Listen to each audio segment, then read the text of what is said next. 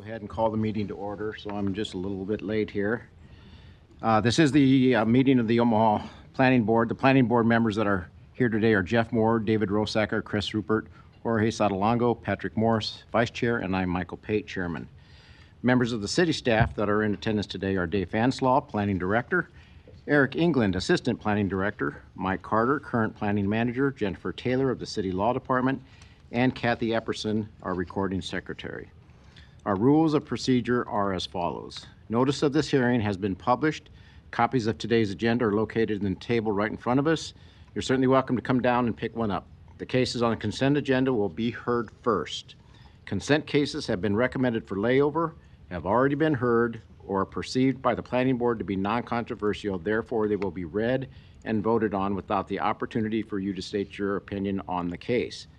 If you wish to have this case discussed during the hearing, however, you may remove the case from the consent agenda. To do so, when each consent case is read, I will ask anyone if they want the case removed for discussion. If you do, please stand up and say so, and the case will be removed. This case will then be heard after we vote on the cases that remained on the consent agenda. When the case is heard, you will have the opportunity to come to the podium, clearly state your name and address, and give your testimony at that time. When hearing cases on the regular agenda, the board will first hear from the applicant, and after the applicant states their case, we will hear from the proponents, and then we will hear from the opponents. After both sides are heard, the public hearing will be closed and no additional testimony will be permitted unless a board member requests additional information. When at the podium, please clearly state your name, address, and who you are here representing for the record. Your testimony is very important to us. In the interest of time and courtesy to others, please be short and to the point. We will try to limit each case to 10 minutes. Those directly involved in the case, please speak first. We request that large groups select a spokesperson to represent that group, therefore eliminating any repetitive testimony. When giving testimony, please provide new information and try not to repeat what has previously been said. We do ask that all speakers and others be treated with courtesy and with respect. In that regard, please remain silent while seated and please turn off your cell phones. Our decision to approve, deny, or continue a case made here today will be forwarded to the City Council for another public hearing and final disposition by the City Council. Conditional use permits are an exception to this rule. The board's decision made here today on conditional use permits are final and not forwarded on to City Council. Lastly, upon the advice of the Law Department, all communications to the board members from attorneys or other interested parties should be transmitted through the Planning Department so that they are made part of the public record. The department will then transmit all that information to the board as well as to the rest of the public. A current copy of the Nebraska Open Meetings Act can be found in a white binder in this room. I do not have any changes to the agenda, so we'll move forward with the consent agenda items. The first ones will be consent agenda items on for approval. I'll read through those, and again, if you wish to have any of those cases removed from the consent agenda, just raise your hand and we'll remove that and then it'll be heard. The first item on consent for approval is case number 6, item C7, case C7, 25-248. Applicant is Our Lady of Lourdes. It's on consent for approval. The request is approval of a major amendment to the presumed conditional use permit pursuant to section 55883Q to allow religious assembly in the R535 district. This was laid over from our October 1st, 2025 meeting. The location is 2124 South 32nd Street. Would anyone like to have this removed? Okay. Is there one? Yep, just me. You want to have it removed from consent? You want to hear? No, sorry. Okay. Okay. Are you here for that case? Yes. Okay, it's on consent for approval. Do you want it approved? Yes. Okay, so we'll leave it on consent then. Okay, you're good. All right, next is item 7, case C3 25277. Applicant is Planning Department on behalf of the City of Omaha. It's on consent for approval.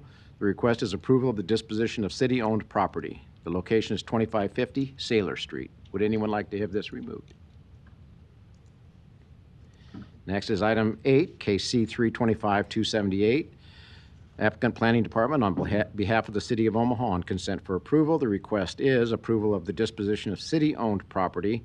the locations of 1407, 1403 and a half, and 1401 Ohio Street. Would anyone like to have this removed? Next is item 9, KC 325-279. Applicant Planning Department on behalf of the City of Omaha on consent for approval. Request is approval of the disposition of city-owned property, locations of 4401 and 4405 South 17th Street. Would anyone like to have this removed? Next is item 10, KC 325-280. Applicant Planning Department on behalf of the City of Omaha. On consent for approval, the request is approval of the disposition of city-owned property, location of 2851 Maple Street. Would anyone like to have this removed? Next is item 13, KC 10-25-269, C12 25-270. The applicant is Holy Name Housing Corporation on consent for approval. The request is preliminary plat approval of Tukey Heights replat 1, a subdivision inside city limits with rezoning from R435 to R5 and approval of a waiver to section 5384A lot depth. Would anyone like to have this removed? You want to okay, it's going to be removed, so we'll hear it after we have finished the consent items, okay? And that goes along with number 19, so we're going to remove number 19 as well. Yep. Okay.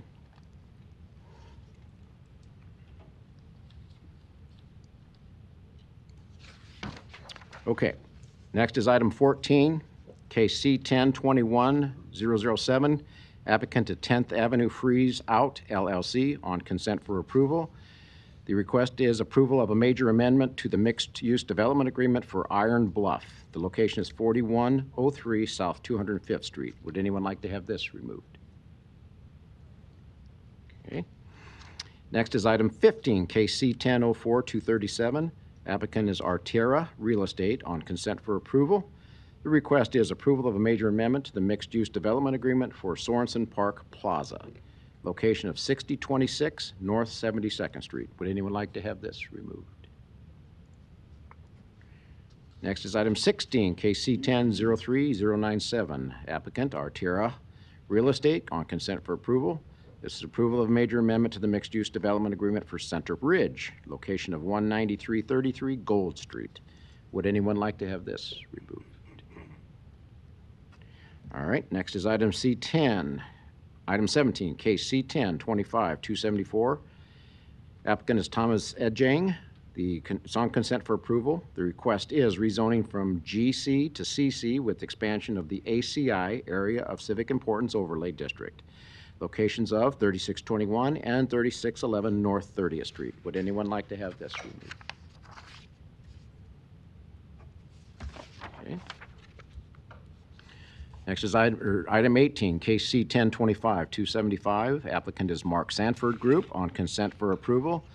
The request is rezoning from GI to NBD, location of 5113 South 25th Street. Would anyone like to have this removed? Okay. Number 19 will be heard. Item 22, case C7-25-265 is Brian Guzman. On consent for approval, the request is approval of conditional use permit to allow auto repair services in the CC district, the location of 4910 L Street. Would anyone like to have this removed? Next is item 23, case C7-25-266. Applicant is First Christian Church on consent for approval. Request is approval of a major amendment to the presumed conditional use permit pursuant to section 55-8A3Q to allow religious assembly in the R1 district. Property is located within an ACI, Area of Civic Importance Overlay District. The location is 6630 Dodge Street. Would anyone like to have this removed? Next is item 24, case C7-25-267. Applicant is Darwin Goodsell on consent for approval. The request is approval of a conditional use permit to allow an accessory dwelling unit in the DR district. The location is 9333 North 156th Street. Would anyone like to have this removed? Next is item 25, case C7-25-268. The applicant is Millard Public Schools on consent for approval. The The request is approval of a major amendment to the presumed conditional use permit pursuant to Section 55883Q to allow a secondary educational facilities in the R435 district. The location is 15404 Adams Street. Would anyone like to have this removed? Next is item 26, case C7, 92037, C10, 25282. The applicant is Miller Public Schools on consent for approval. The request is approval of a major amendment to the conditional use permit to allow secondary educational facilities in the R4 district, along with expansion of the MCC Major Commercial Corridor overlay. The location is 5304 South 172nd Street. Would anyone like to have this removed? Next is item 27, case C1010, 167, C7 23204. Applicant is Bluestone Development LLC on consent for approval. The request is approval of the expansion of the NCE 10th Street Neighborhood Conservation and Enhancement Overlay District with approval of a major amendment to the CUP, Large Project Conditional Use Permit, to allow multiple family residential development in excess of 1 acre in the NCE district. Its location is 810 Worthington Street. Would anyone like to have this removed? Next is item 28, case C725-272. Applicant is Pacific Hills Lutheran Church on consent for approval.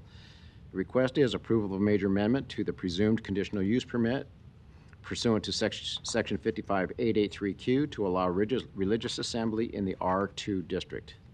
The location is 1110 South 90th Street. Would anyone like to have this removed?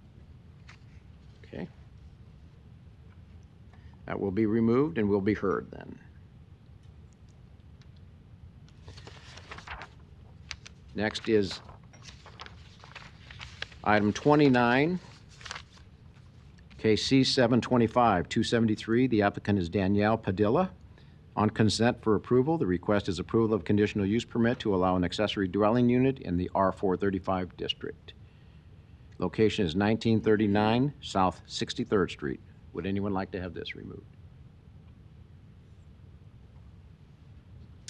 Next is item 31, case C14-25-276. Applicant is Planning Board. It's on consent for approval.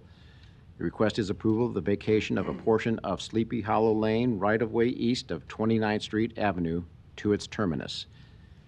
No location. Would anyone like to have this removed? Okay. Those are our cases on consent for approval. We just have one case on for layover, consent case on for layover, and that is item 20, case C898-213. The applicant is Earhart Griffin and Associate. This is on consent for layover. The request is approval of a major amendment to a special use permit to allow scrap and salvage services in the GI district. Portions of the property are located within the FF Flood Fringe Overlay District. Location is 6030 South 60th Street. Would anyone like to have this removed? Okay. That completes our consent agenda items. We had a couple cases removed. So I will need a motion to approve those cases that were on consent for approval first. Motion to approve cases 6, 7, 8, 9, 10, 14, 15, 16, 17, 18, 22, 23, 24, 25, 26, 27, 29, and 31.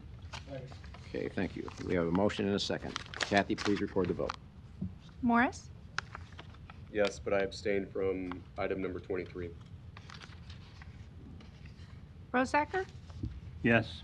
Sotolongo, Yes. Moore, Rupert. Mr. Chair, Yes, approved 6-0. thank you. Next, we need approval for that one layover case. Second. Okay, thank you. We have a motion and a second. Kathy, please record the vote. Morris, Yes. Rosacker, Yes. Sotolongo, Moore, Yes. Rupert. Mr. Chair, Yes, approved 6-0. thank you. Okay, that completes our consent agenda cases. If you're here for one of those cases and it was on consent for either approval or layover, you're certainly free to stay, but you're also welcome to leave if you'd like. So that concludes the consent cases. Thank you for being here. So those cases that were removed from, requested to be removed from consent will be heard next. So it'll be starting out with case 13 and then 19, and then the other one was case 28. So we'll start with case number 13. So that is number 13, case C10 25269, C12 25270. The applicant is Holding Name Housing Corporation that's on consent for approval. The request is preliminary plat approval of Tukey Heights Replat 1, a subdivision inside city limits with rezoning from R435 to R5, and approval of a waiver to section 5384A lot depth. The location is west of 36th and Brown Street. Okay, and we'll do 19 together at the same time, and that is case C11 25271. The applicant on this is Holding Name Housing Corporation on consent for approval.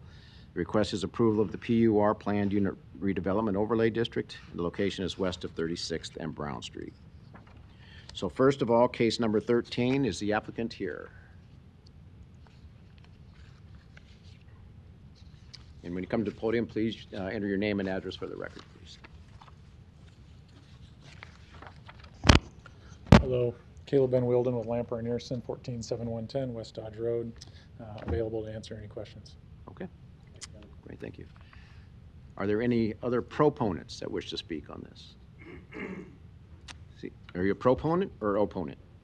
I'm here to find the information. Cool. Okay, we'll call you up as a proponent. Okay, so come on up. And then we'll determine if you're an opponent or a proponent. Please, your name and address too, please. Sure. My name is Ron Rickman, and I own property at 3613 Saratoga. And of course, I forgot to bring my microscope to see some of this. But, you know, as property owner, we're all interested in keeping our neighborhoods up and so forth.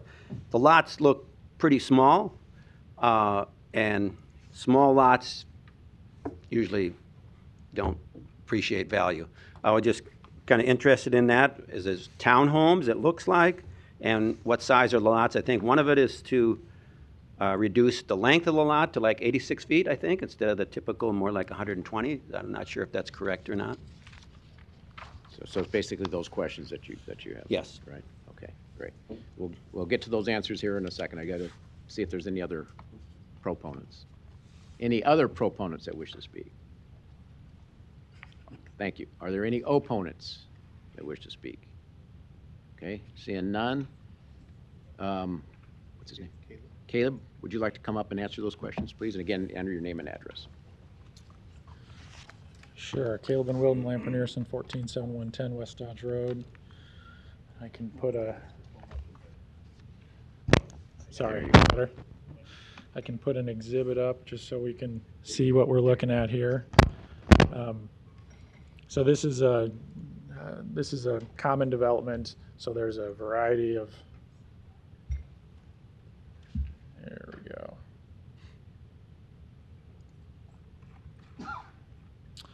So there's a variety of different lot sizes and building types.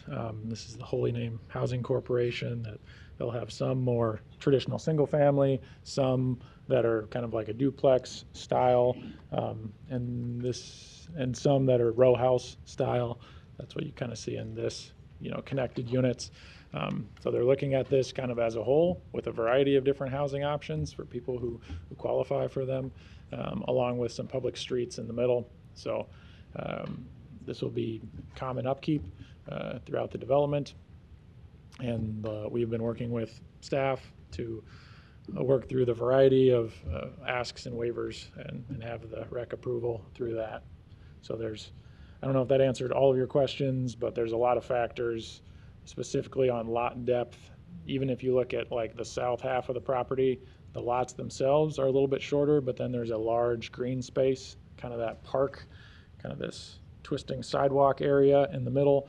So while the lots are a little bit narrower in that area, we have had other amenities kind of on site to help provide that common green space use for the residents in that area. So I'm happy to meet with you after and continue to talk. We can, Okay. yeah, if you have any other questions, happy to address those. Okay, thank you, Caleb. All right. Did he answer your questions for you? Not all of them. Okay, so what I would suggest maybe is maybe you two maybe get together and you talk through it if you'd like to do that. And Could I just make one Sure, comment in regard to your? and again, I need your name and address. So. Yes, Ron Rickman, and the property I own is at 3613 Saratoga. And I don't know, just kind of a general observation, I see more and more things being squeezed in lots around the city. I think I was heard that in times past, it was said no lots to be less than 40 feet. I've seen property being built, particularly by Holy Name, where the lots are less than that. I know personal experience of that. And other places where things are really packed in, I just think it brings down the value of property, so forth. So I'd like to present that as a consideration. Okay. Thank you very much. Okay. Okay, seeing there are no other opponents, I'll close the public hearing. Eric, please. Yeah, so obviously this project both is an infill project as well as providing affordable housing. So it's great on many aspects that the Omaha's master plan and is seeking. And you know, it also provides new connectivity. Brown Street is not currently improved, and there will be a new street through there. So the project hits several elements that the city is seeking. So regarding agenda item 13, which is the plat and rezoning, there is a waiver of lot depth. So it was mentioned, you know, about 85 feet in lot depth. The Chapter 53 has a requirement of 100 feet of lot depth. But whenever there's an application to look at it, we look at the surrounding properties, look at the area, and these lot depths are consistent with the neighborhood. And as Caleb had mentioned, there's that additional open space and green space for the community at large. So staff is supportive of that waiver. For agenda item 13, staff recommends approval of the waiver, section 5384A for lot depth, approval of the rezoning from R435 to R5, and approval of the preliminary plat subject to the 8 conditions in the report. Thank you, Eric. Okay, any questions? If not, do I have a motion? Motion to approve the waiver to section 5384A lot depth, approval of the rezoning from R435 to R5, and approval of the preliminary plat subject to the 8 conditions in the recommendation report. Second. Okay, thank you. We have a motion and a second. Kathy, please record the vote. Rosacker? Yes. Sotolongo? Yes. Moore? Yes. Rupert? Yes. Morris? Yes. Mr. Chair? Yes. Approved 6-0. Thank you. Regarding agenda item 19, this is the PUR, which does lock down the site plan as proposed, and there are several zoning modifications that are a part of that. Rick had, or sorry if it was Ron, had mentioned, you know, decreased lot widths, and yes, this project does decrease the allowed lot widths down to 34 feet for single-family detached units.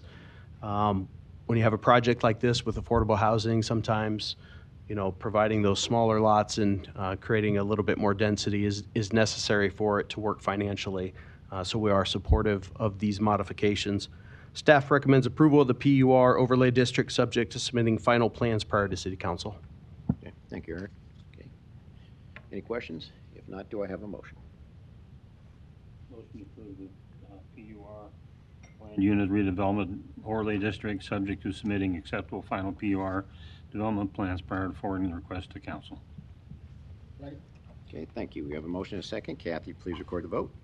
Sotolongo? Yes. Moore? Yes. Rupert? Yes. Morris? Yes. Rosacker? Yes. Mr. Chair? Yes, Approved 6-0. thank you. Thank you. Okay, thank you. Ron, I think if you want to get together, I think you'll find the Holy Name Housing does a really good job with their projects, and I think it'll be an enhancement to that area. So I think you'll be pleased with it. So just my opinion. So, yeah, thank you. Okay, next we'll move on to case number 28, which is pulled off consent. That is case C7 25272. Applicant is Pacific Hills Lutheran Church. Was on consent for approval. The request is approval of a major amendment to the presumed conditional use permit pursuant to section 55883Q to allow religious assembly in the R2 district. The location is 1110 South 90th Street. Is the applicant here? Okay, seeing not, are there any proponents that wish to speak on this matter? Seeing none, are there any opponents? I assume you're an opponent? Okay, please come forward then and enter your testimony, name and address and testimony, please.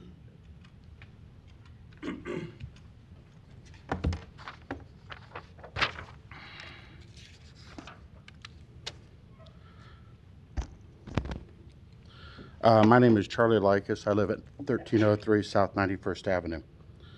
I'm here objecting to the neon sign today for two reasons, and it is a neon sign. It's not a right to assemble. It's just the addition and building of a larger neon sign. First, we feel that this could be a safety issue. Due to the church's proximity to Westside High School, one block, there is a very high number of teen drivers that pass through the intersection throughout the day and evening. In the evening, new teen drivers will have to deal with the glare from this sign that is eye level to the drivers. I say glare because they are proposing a 7100K lighting for the signage. And I'll get this on.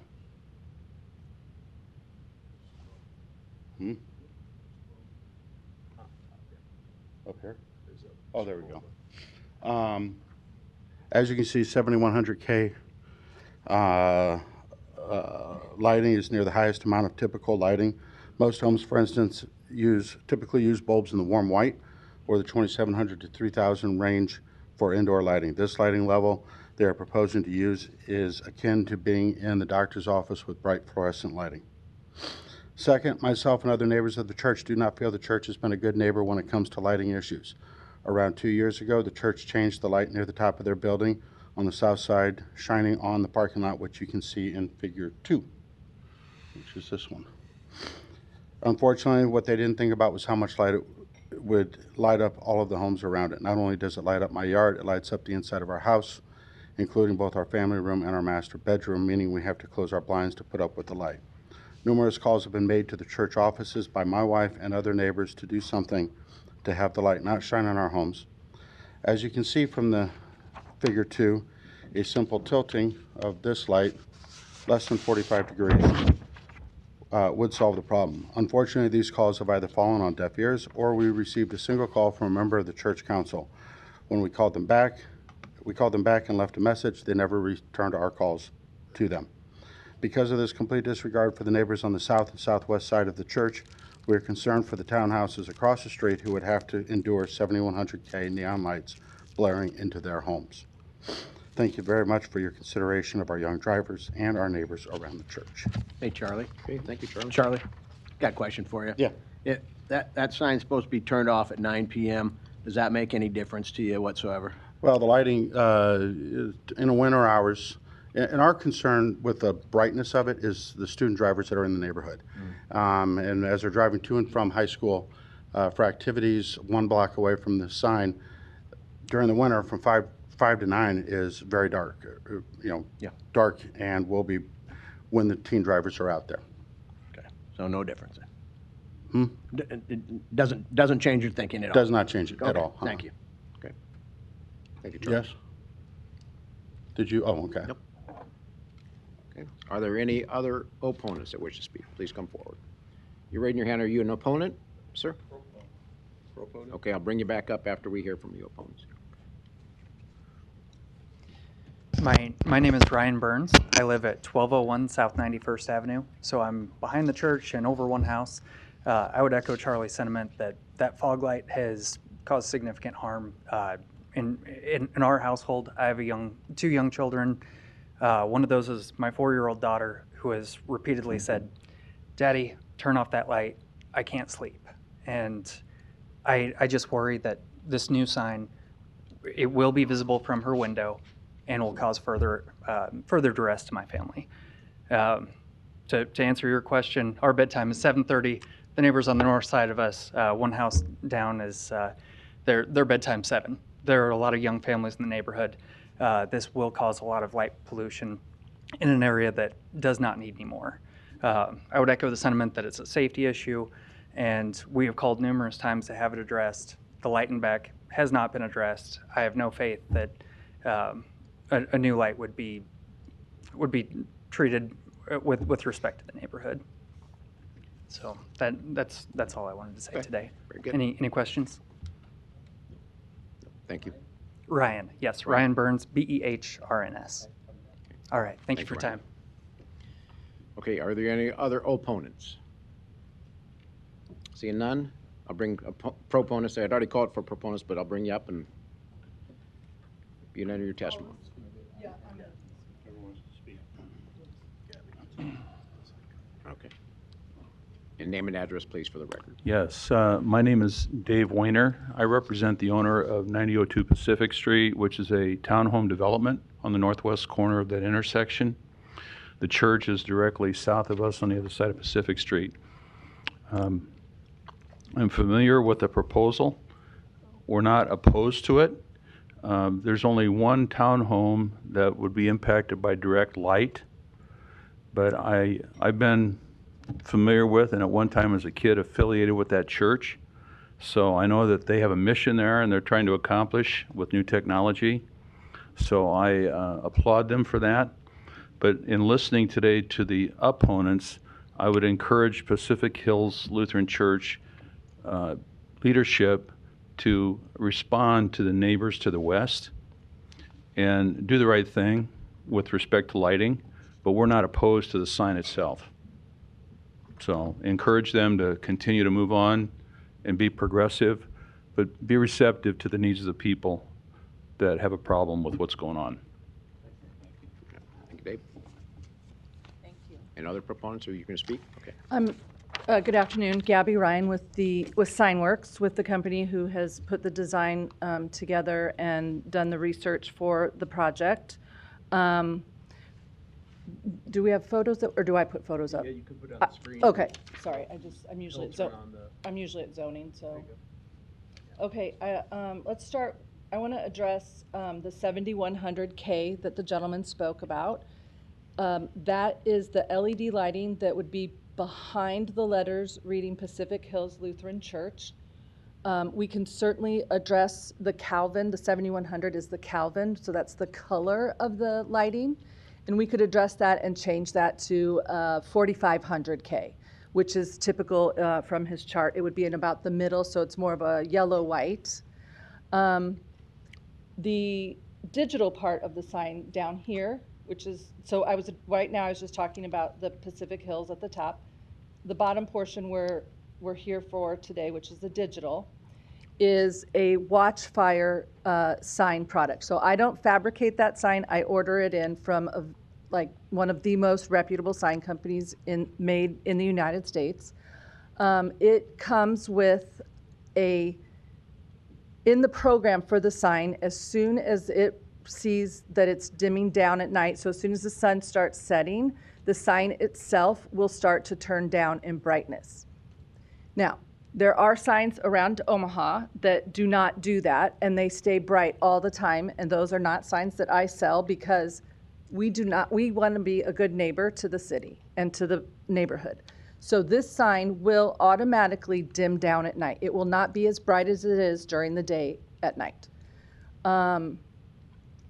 We know that the planning department would like the church to have the sign on only, what are the hours? 7 to 9. 7 to 9. So turning off at 9. So we will agree to that.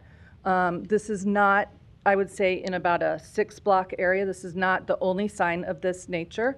There's a church at 90th and Davenport that has a digital sign. That's a newer church with a newer sign for that church. And then Westside High School, just down the street a block and a half, also has a digital sign. As does, now that I remember, the shopping center across. Countryside Village has a digital sign too. So this is not a new sign to this neighborhood at all. This is other businesses within the neighborhood have this sign. I am being told by the two representatives here who are helping with the project from the church that they will address the first gentleman's concerns about the light. He promises that will be taken care of. So. Yeah, does the whole sign shut down at 9 o'clock, or does that Pacific Hill still stay lit? The Pacific Hills, I would like, if it's okay with you all, and I would like for that portion to stay lit. And like I said, we will change the the lighting, those LEDs come in a wide variety of colors. So 7100, yes, is our brightest, but we can certainly change that down to, like I said, the 4500 or 6500. And that still gives quite a bit of visibility for the church. It does. And the gentleman is right. It is the brightest one, and it is very bright, and we can definitely tone that down. And then we would do, the cross is meant to light as well. We kind of have a little bit of a nighttime photo here. It's hard to represent, but so the light is, or the cross is meant to backlight, just like the letters are.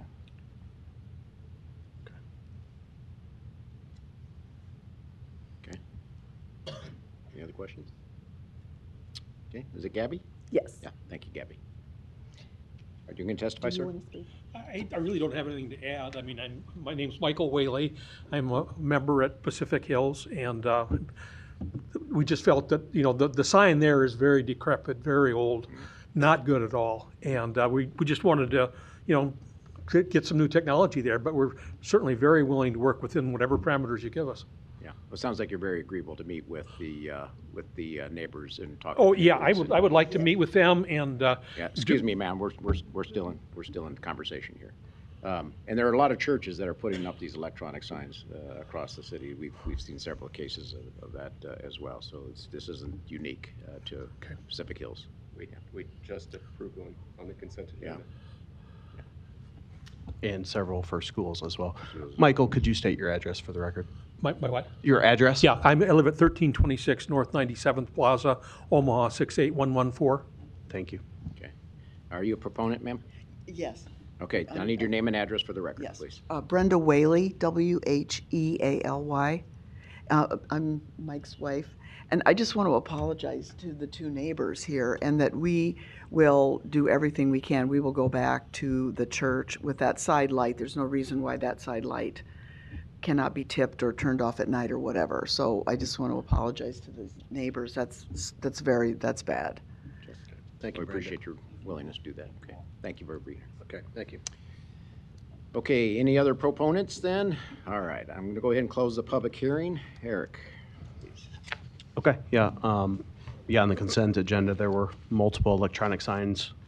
We see it on a monthly basis. Obviously, technology has changed, and you know, as part of this recommendation, we do apply, you know, standards that were updated in the last 15 years as far as some of the parameters that are required for these electronic messages, as far as, you know, brightness and dimming and not having moving, scrolling videos, things like that. So staff recommends approval of the major amendment to the conditional use permit for religious assembly, subject to the 8 conditions in the recommendation report. Okay, thank you, Eric. Any questions? If not, do I have a motion? Motion to approve the major amendment to the conditional use permit to allow religious assembly in the R2 district, subject to these 8 conditions in the recommendation report. Second. Okay, thank you. We have a motion and a second. Kathy, please record the vote. Moore, Yes. Rupert, Morris, Yes. Rosacker, Yes. Sotolongo, Yes. Mr. Chair, Yes, approved 6-0. thank you. All right, thank you for that. Appreciate it. And that concludes the items that were on for consent and the ones that were pulled off. So we'll now move into the regular agenda items, meeting agenda items. The first 3 are administrative meeting, which means that we will talk about these cases publicly, but there is no public testimony on these cases in administrative meeting.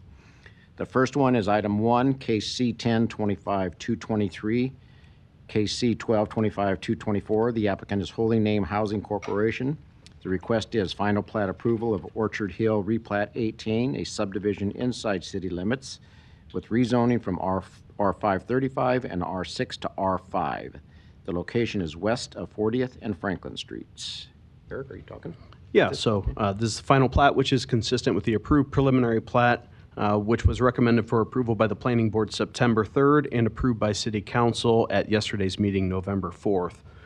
The proposed final plat creates 3 lots, provides infill housing, very similar to the one that we had a short while ago in the public hearing.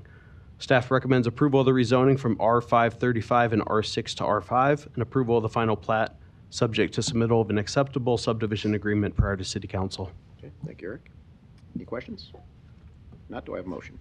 Motion to approve the rezoning from R535 and R6 to R5, approval of the final plat, subject to submittal of an acceptable final subdivision agreement prior to forwarding to council. Okay, thank you. I have a motion and a second. Kathy, please record the vote. Sotolongo? Yes. Moore? Yes. Rupert? Morris? Yes. Rosacker? Yes. Mr. Chair? Yes, Approved 6-0. thank you.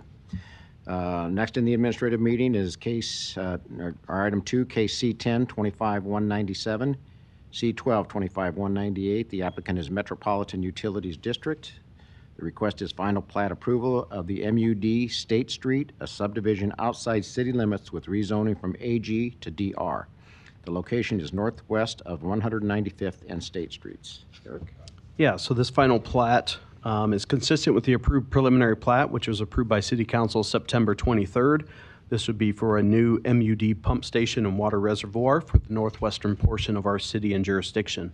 Staff recommends approval of the rezoning from AG to DR and approval of the final plat subject to submittal of an acceptable final subdivision agreement prior to City Council. Okay, thank you. Any questions? No. Do I have a motion? Motion for the approval of the rezoning from AG to DR. Approval of the final plat, subject to submittal of an acceptable final subdivision agreement prior to forwarding the request to the City Council for final action. Second. Okay, thank you. I have a motion and a second. Kathy, please record the vote. Sotolongo? Yes. Moore? Yes. Rupert? Morris? Yes. Rosacker? Yes. Mr. Chair? Yes, Approved 6-0. thank you. All right, that concludes the administrative portion of our agenda. Number 3, I'm sorry, yep. Number 3, case C10 21047, C12 21048.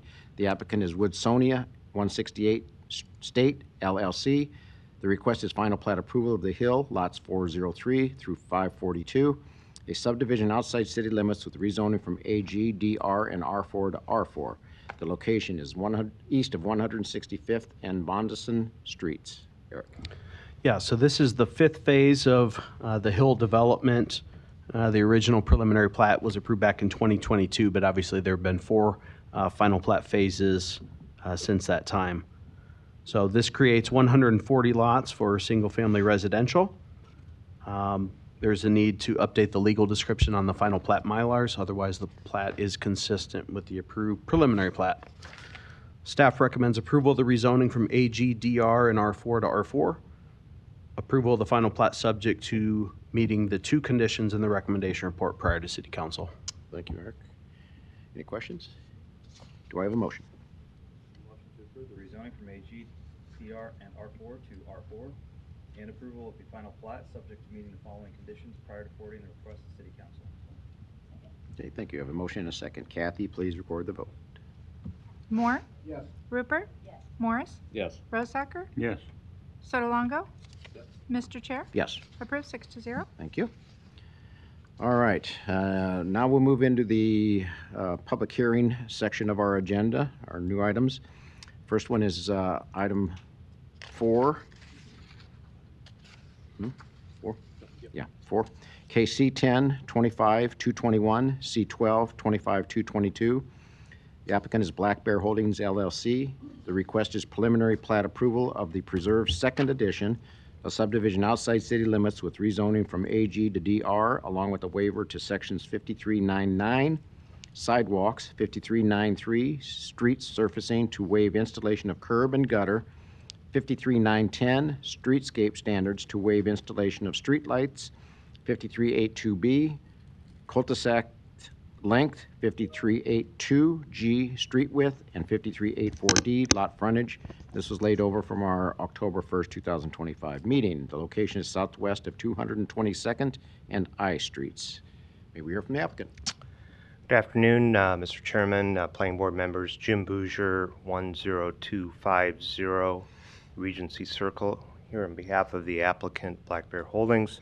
I have with me here today DJ Hinman, who's representing the developer, as well as Doug Kellner from TD2 as the project engineer. So thank you. This is a project that's located at 222nd and I Street. Generally, it's a second phase, as the name would indicate, of what was the original development, the Preserve, which is an acreage development with lots that are 2 to 5 acres generally in size. And The nature of the development is going to be exactly the same concepts as far as housing and how the streets and the area functions. And so we appreciate staff working with us to really mirror the preserve first edition.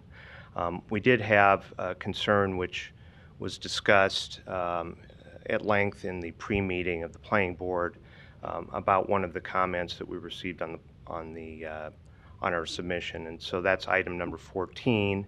At that meeting, we agreed to meet with Public Works where the comment came from and try and reach some type of acceptable resolution that both the Public Works Department and the developer can live with to move forward and keep this project moving. So with that, I'd be happy to answer any questions, as well as DJ and Doug, and if planning has any comments, we'd be happy to address them. Thank you. Yeah. Thank you. DJ, are you gonna speak at all? I don't need to. Okay, but I have a question for you. I assume you're a proponent, so would you come up? Sure. Yeah, please enter your name and address. Just a simple question for you. Sure. Yeah, my name is DJ Hinman. I'm a part of the development team. Address is 16820 Francis Street in Omaha, Nebraska. Okay, thank you.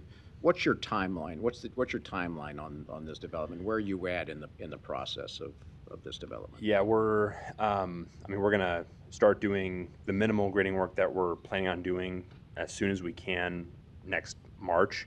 Hopefully, final plat will come up right around then as well, so we can move right into roadway and utility construction. So we're looking to move as fast as we can. We kind of slotted, 5 to 6 months of the winter time to work through all the platting efforts. Okay. And have you already secured commitments from any individuals or builders or? We have, yeah. Yeah. We have been working with 10 select builders and to take down all the lots. Okay. Yep. Great, thank you. Yep. All right, are there any other proponents that wish to speak? Seeing none, are there any opponents? Okay, seeing none, I'll close the public hearing. Just a comment, we did have a very lengthy discussion, a little over an hour discussion, I think, in pre-meeting, which was very, very good to have that dialogue. And I think there's a meeting scheduled for tomorrow with Public Works and the developer and all involved, so that hopefully we can iron out those differences, because yeah, we did talk about item 14, which I think, from my perspective, my lens anyway, I think needs to be addressed sufficiently. So hopefully we can resolve that issue with regards to this, because it's been laid over twice. This is the third month in a row we've seen it.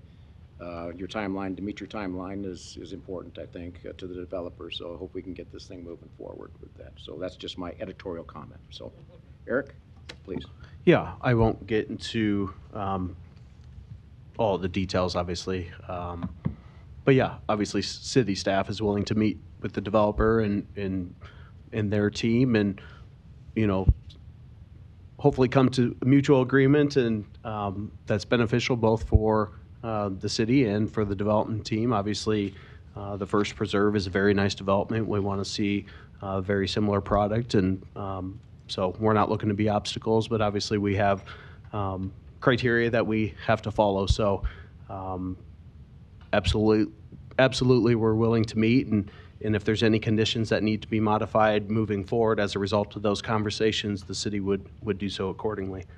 So there's quite a few Chapter 53 waivers, which is not uncommon when you have areas that are located in the Elkhorn exurban area, or more commonly known over the ridge, such as this acreage development.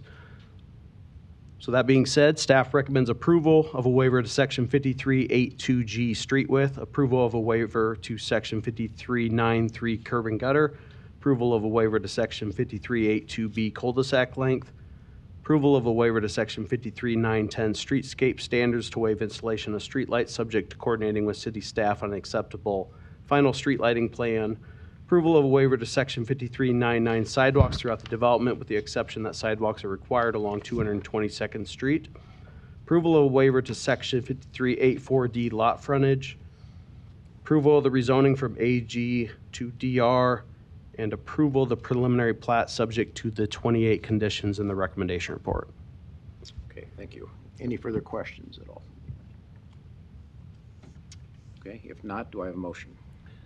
Motion to approve the waiver to section 5382G street width, approval of a waiver to section 5393 curb and gutter, approval of waiver to section 5382B cul-de-sac length, approval of a waiver to section 53910 streetscape standards to waive installation of streetlights, subject to coordinating with city staff on acceptable final street lighting plan, approval of a waiver to section 5399 sidewalks throughout the development, with the exception that sidewalks are required along 222nd Street frontage. Approval of a waiver to section 5384D lot frontage, approval of the rezoning from AG to DR, and subject to the continuing agreement between the city and the developer on trying to finding a mutual resolution to number 14. The approval of the preliminary plat subject to those, 28 conditions. Okay, thank you. Thank you. We have a motion and a second. I remind everyone, this is preliminary plat also, so hopefully you can work things out, but it will come back for final plat as well to us too. So Kathy, please record the vote. Can we pause for a second? Yep. Dave, you added some commentary. Was that meant to be an additional condition or just a No. statement? No, it's just a statement. Okay. Good, yeah, okay. Thank you. Good? Okay, thank you. Kathy, please record the vote. Rupert? Yes. Morris? Yes. Rosacker? Yes. Sotolongo? Yes. Moore? Yes. Mr. Chair? Yes, Approved 6-0. thank you. All right, good luck, guys. All right, next is item 5, KC 1023-255. C12 23-256. The applicant is VJM2 Ventures LLC.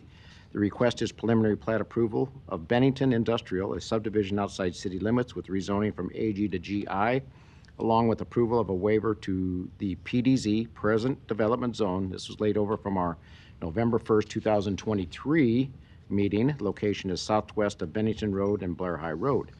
May we hear from the applicant, please? Melvin Sudbeck, 16255 Woodland Drive for VGM2. This is approximately 147 acre parcel of Highway 36 and Old Bennington Road in a master planned area for industrial, which is a much needed use for industrial in this zone. We have 13 lots varying in size. It is a little bit of a tricky parcel due to its grade for industrial. Normally we like to see flat areas for industrial, but this is in the master plan this way. So we've come back with 13. It's taken a little while to get here. We've had the NDOT, lots of things to work through, but I think we've got a very acceptable and workable plan at this point. So any other questions? I'm here. Just curious. So this is laid over from our November 23 meeting. Have you been working on it that long to get?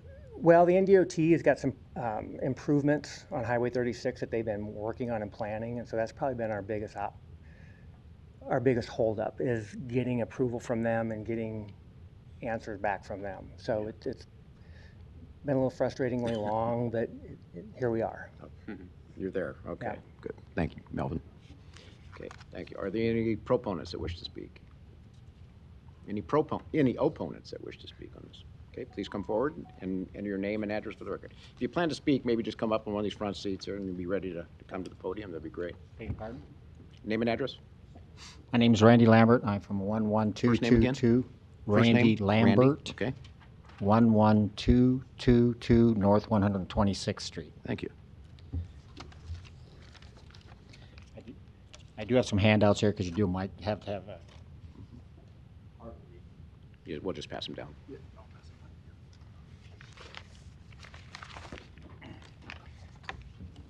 I do have some numbers here that I think that the board should take into consideration.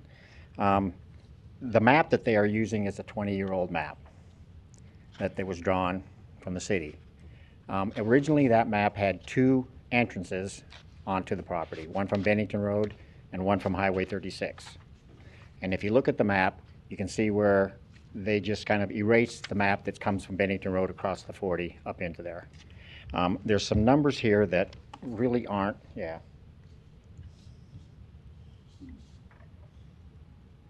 There's some numbers here that are kind of astonishing when you look at them. The one of them is that the amount of traffic that's going to be out of that industrial park when it's done is going to be 3,386 vehicles a day. Now you got to remember that is at one entrance and exit out of that. And this map was drawn 20 years ago with two entrances. Back then, with the DOT way they figure, the transportation, is that 20 years ago, the transportation or the travel traffic study on Highway 36 would be 5,000 vehicles a day. Today, it's 10,425. Back then, 20 years ago, the engineer, when he drew this, seemed that there would be a necessity for two entrances for that industrial park. Spread it out so that there's not the congestion on Highway 36. And if you've ever been in that little area of Highway 36, it's kind of a tricky little corner down there. So I'm thinking there's going to be such congestion down there that everybody's in a hurry. People are in a hurry to get. When they get out there, they've been waiting 5 minutes, 7 minutes, 10 minutes to get out. People in a hurry, they don't always make the right decisions. So I think that's kind of will be a safety issue there on that Highway 36 there with one entrance and exit.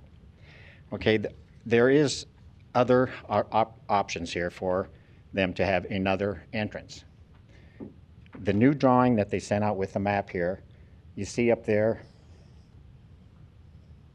where it comes in, this corner right here, that used to be just a T.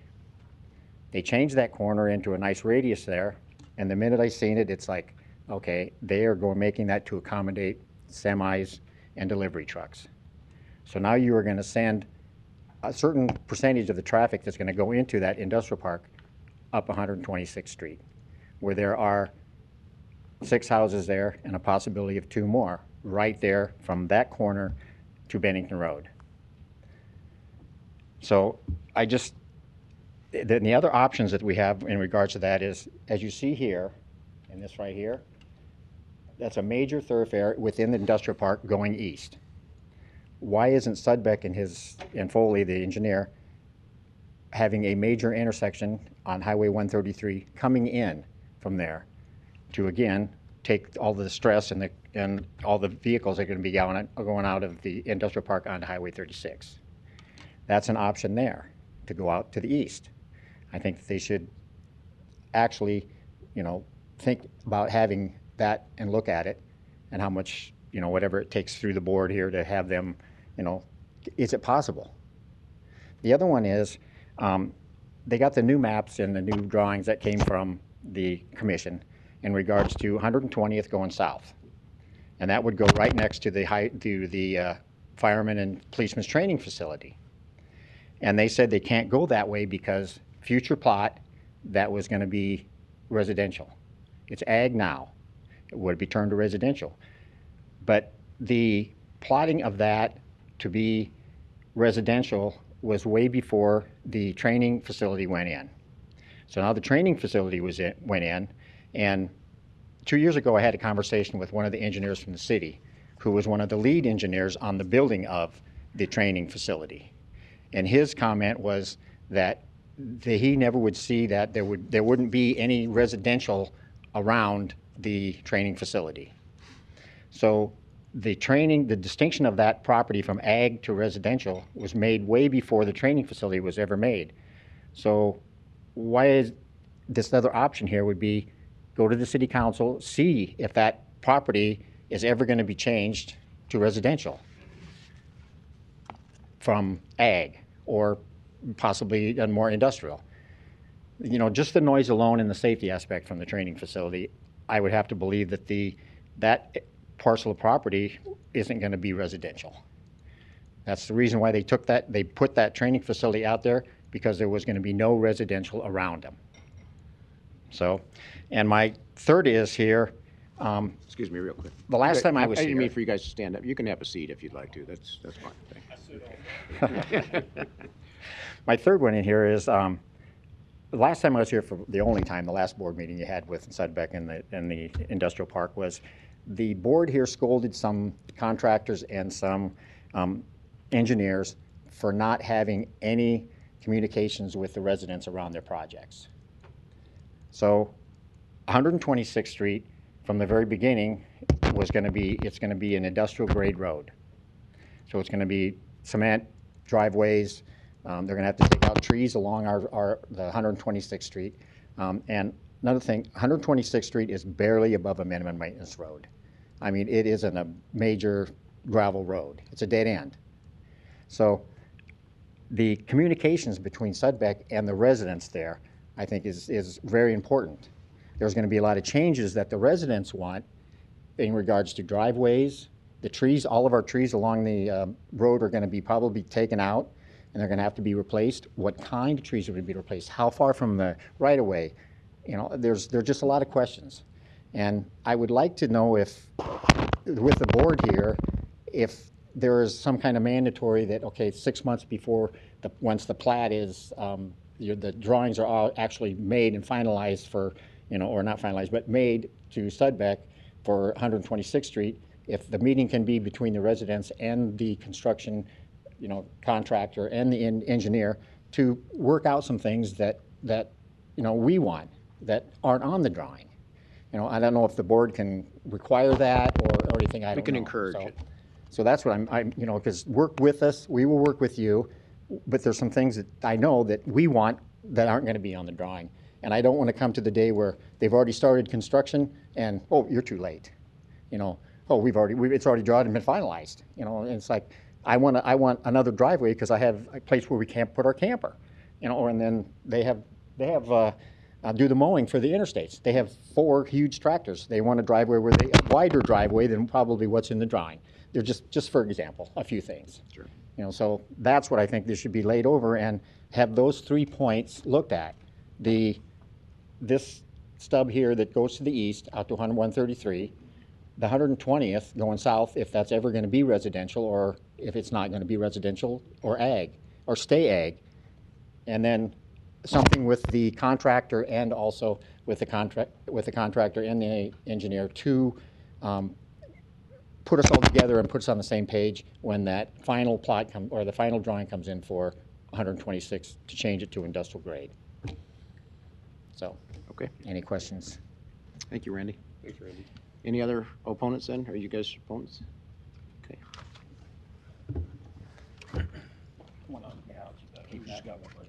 Matthew Wickham, 11515 North 126th Street. If you look here, we live down here. So I just wanted a clarification or to see if we could get some guidance on this. It said that you're going to bring 126th Street up to industrial standards. From all the maps that we got, though, it looks like that stopped right here. And so, as Randy had said, 126th Street is barely a minimum maintenance road. I know that because I maintain it for most of the year during the winter. We don't have a ditch line. It isn't maintained now. So just clarification to if they are going to pave all the way to Bennington Road, that would be number 1. And then number 2, I don't know if you want to come up now. On this, you have the grading for future Bennington Road, and that is stubbed off at our property line right there. The grading for that is a little extreme. And I think the question that we have is eventually when Bennington Road comes through the farmland right here and then onto my Brack property, which goes right through my child's playset, all that stuff. We're just looking for kind of clarification on those 2 factors. If Bennington Road right here from this intersection will be stubbed out up to the property line and how steep that grade will look. I don't know if you have anything else to add, but that's kind of all I had to add my 2 cents to this. So, okay, great. Thank you. Thank you, Matt. My name's also Matthew Wickham. I live at 17024 Military Road. My wife and I own the 25 acres here that's currently in farmland. Can you turn that 90 degrees? Or 45 degrees? The map? Yeah. There you go. Just like that. Perfect. Thank you. Okay. My wife and I own, there's 25 acres in here that's currently being farmed. We own 5 acres here, which probably 3 to 4 acres of that is being farmed. We have a rental house down here on this corner. that we own and operate. My wife's father bought this 40 acres over 60 years ago, moved his family out to Bennington to farm it, to bring his kids up in an agricultural area. And my 3 kids have built houses along 126th Street there. I would have concerns about what happens on 126th Street because I have 7 grandkids that live along there. And if you're going to have that much traffic potentially coming through there, it concerns my safety of my grandchildren. Okay. Thank you. Thank you, Matt. You're not related, are you? Just kidding, you're not related. All right. Name's Matthew Brown. I own and live at 10909 North 126th Street, which would be right here on the corner here. My concern also is the road being used as industrial, how it's going to impact our properties, being all the new traffic, noise, light, also what it's going to do to our property values. Like these other guys said, with the road being barely minimum maintenance, we'd like some more answers on that. If the board does find no way to deny this, we'd like the community to be involved as far as some of the planning, like Randy said, as far as what there's going to be for buffer zones along 126 or along my property, which borders Sudbeck's property. Up to any questions if you got anything. Thank you. Okay, thank you, Matt. Okay, thank you all. Any other proponents that wish to speak? No? Okay, see none? What's that? Oh, opponents, I'm sorry, opponents. So, Melvin, you want to come up and address some of the issues that were raised here by? Yes, so, Yeah, your name and address. Melvin Sudbeck, 16255 Woodland Drive. In regards to, this is a difficult piece. Our section lines don't lie up nice and square. We've got a creek that runs through it. We have the highway which we're on a radius, and that was part of the delay is, we had to redesign our entrance on the Highway 36, and that took some time to rework and redo and go back. So it's a tricky piece, there's no doubt about it. To speak to the future Bennington Road, that alignment was something that was set years ago by the county and the city, I think, as a future road. So we're just complying with the alignment of that future road. So there's a lot of these pieces of which, the county, the city has worked on their master plan, long-range forecasting that we were matching up to. So the future 120th Street, eventually will go to the south as that develops between the training center and the parcel to the west. So we're trying to make the best we can out of a difficult piece in a difficult zoning type for this parcel. So we've got a lot of moving parts. I'm more than happy to meet with the residents and work out their concerns of what they have. I mean, we're very reasonable, and we're going to want to work with them and keep them happy as well. Yeah, we would strongly suggest that you do that, and thank you for offering to do that. Appreciate that. Well, Melvin, what's your timeline for trying to get through this and coordinating with the state project? I know that's coming. That's a tricky question because it's taken so long to get here. We would like to move on this within the next 2 years. I mean, I think we're going to have some items with the state and stuff to work through once we get through the planning process. But we want to keep moving forward on it in a reasonable time frame. We're not going to be at racing speed, where we're trying to meet a weather deadline or something like that. We've got a little bit of flexibility in our time frame, but we're going to keep a steady move forward on it. You own the property now, though, right? Yes. But you'd be okay if we added a condition of, before you came back for final plat, that you'd have a neighborhood meeting, you'd be okay with that? Yes. Okay, thank you. Any other question? Should we have Ryan come up and kind of discuss? Yeah, Ryan, would you come up and talk about the infrastructure issues? I don't know. He's sit in the front row. He loves us. He needs to get his steps in. Why do you always sit back there?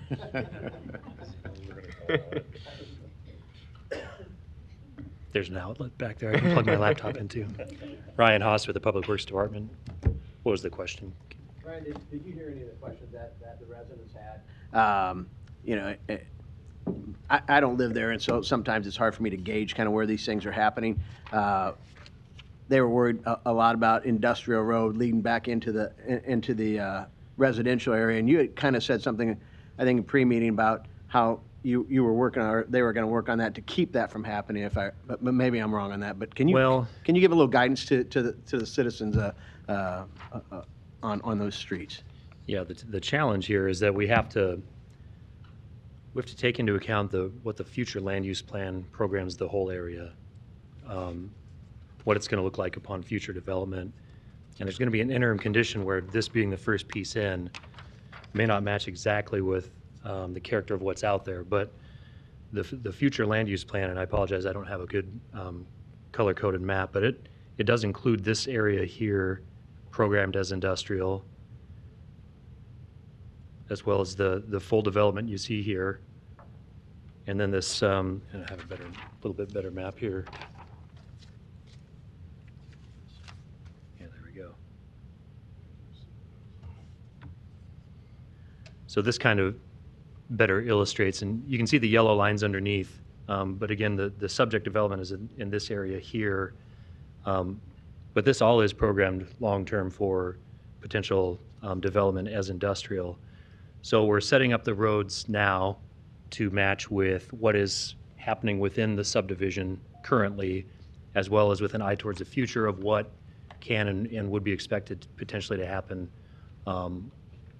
as development occurs. So with that in mind, we looked at how the internal, it's called Abigail Street, how Abigail Street would tie in with 126th, rather than pointing that road to go further into this yellow area, which is programmed as low-density residential. The idea was, let's kind of keep this contained within this gray area generally. So that was the idea with pointing or curving 126th Street to the north there. You can see this curve here would direct that traffic back past those areas which would potentially be developed as industrial in the future. That does set up an interim condition now that may not be totally, may not match up totally with the unimproved street to the north, with the residences, but that ended up being the best configuration to, again, accommodate this interim condition and try to match up in the future as well. Ryan, to keep going, there was a couple questions or comments about 126th Street and improving that to industrial standards. Can you touch on what that looks like with this development or in the future? Yeah, so the street within the boundaries of the subdivision up to that point there would be paved as a concrete industrial street with curb and gutter 30 feet wide, paved to city standards. Everything north of there up to Bennington Road would remain in its current configuration, absent some separate project, whether that would be something the county could or would do in the future, or if we would just wait until development occurs to the north, that would happen at that time. What's the condition of that road now? Is it just a gravel road? That's my understanding, yeah. So just that piece would be improved, construction to city standards? Yeah, around the curve and up to the boundary of the subdivision around right the there. curve, okay. Yep. Which that's no different than, sometimes we have sidewalks to nowhere. Yeah. But you do it when you can. A lot of development happens piecemeal, and that's exactly right. Can you address one of the, I think Randy mentioned some of the other access down on the south end to back over to 131? Well, Future opportunities. Yeah, future opportunities. So you can kind of see on the exhibit here, this is the intersection of the two highways. So Highway 133 runs north and south. Highway 36 runs east and west from there. In conversations with the state, they have future plans for an interchange at that intersection. What that means is it's going to push out where they will allow the first access to happen on either side of the highways in all four directions. This is the first access that would be allowable on Highway 36. That's where 120th Street ties into this development. They won't allow anything between Highway 133 and 120th Street. So there's no possible access here. And additionally, along Highway 133, the indication is based on the topography And the way that property lays out, there's no place here where they would allow access either. So you've got this triangle piece on the east side of the creek with no highway access. So the best we can do is set this subdivision up, and I'm pointing a lot on the exhibit. Hopefully this comes across. But right here is where Bennington Road would stub into where the creek is at the subdivision boundary with what will be built today on the west side. And then in the future, if and when this piece comes in for development, they would construct a bridge here as their only access to serve that development. So Again, there's no likelihood that that street or that Bennington Road would ever extend over to 133 at that point. that's based on the best information I have from this directly from the state, is they will not allow access over Same way for here. Abigail down there, right? Correct, yes. Now, 120th Street, it was alluded to. So this is the city's training facility here, kind of on the southeast portion of the site. This is where 120th Street stubs with the current subdivision. From this point, when this piece here develops in the future, 120th Street will go south and tie into Rainwood Road and kind of connect. That is the major arterial street. This 80 acres here immediately adjacent to where 120th Street is going to go is also programmed as industrial on the future land use plan. So any future connection from this side of the creek, if you will, to Highway 133 would definitely be significantly south of this property. Yeah, it would either happen indirectly here at 120th Street via Highway 36, or in the future when 120th Street connects down to Rainwood, Like it would a happen mile. indirectly by Rainwood. Ryan, one last question. Has Public Works received a traffic study, or is that still in the future stages to come? And obviously that is combination of state reviewing it and the city, correct? I will have to check the status of the review. I know that some scoping and review has taken place, but this has sat for a couple of years, so I don't, I will have to check on that. But it is a recommended condition of approval that the applicant has to provide for all improvements identified in the finalized study that's approved by both Public Works and the state.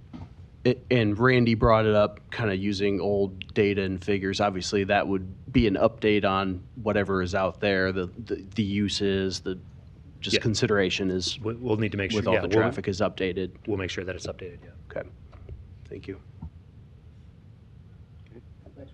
Thank you. Thank you, Ryan. Thank you, Ryan. Okay, any other opponents? I haven't closed the public hearing yet. Come on up. Name and address, please. When he was pointing out here for this. Name and address, please. Randy Lambert, 11222 North 126th Street, Omaha, Nebraska. When he was pointing out this area right here, that goes on to 126th, and he said that only the road that's abutting to his project is going to be upgraded to industrial grade. Okay, what is going to stop vehicles from coming out that way? The congestion on Highway 36, you know, human nature has come, we're in a hurry. There's going to be more and more and more and more vehicles coming out that back way. It's faster. Even if they don't improve from there to Bennington Road, it's on the gravel, it's not going to stop people from coming out there. And this is the same conversation I had with Mr. Foley on our very first meeting. And that's what he told me was, this was before this was the curve, it was a T, and he told me that was an emergency exit. And there would be a gate and a lock, and only opened when it was an emergency. Who's that you met with? This was Mr. Foley, who the engineer. That we had a meeting at Mr. Foley's office. Because I asked him about that, what's going to stop the people from coming out the back? We're going right down 126th Street. And that's what satisfied me until I seen this curve. When the new map came out, that the Planning Commission said we're turning it to accommodate. And now, what's going to keep those people from coming out that back way? There is no way. And the increase in traffic is going to increase and increase and increase because the congestion down on Highway 36 is going to force people, as soon as the word gets out that, oh, it's faster to go out 126, they're going to be rushing down. Like I said, it's barely about a Mason Road, and it's gravel. We eat dust, and 100 cars, 200 cars, 300 cars coming down that gravel road right in front of our house. So that has to be an issue here. Air pollution, noise pollution, human pollution. You know, in the length of 40 years when we've lived there and built, cigarette butts have took pretty much half of our pine trees over by abutting up to 126th Street. Cigarette butts, fires. And now we're getting more and more and more traffic that's going to be going out on 126th Street. I think there should be something that is done so that we stop some of that from coming out that way. And like Wickham said, he has grandkids. He's got 7 grandkids and they live right there and they're right on the road. And what's going to stop them from speed limit? There's no speed limit. They'll be going 30 miles an hour as soon as they hit. They're in a hurry down to Bennington Road. So that's an issue. Okay. Thank you for your time. Thank you. Thank you. Okay, you got it. Yeah.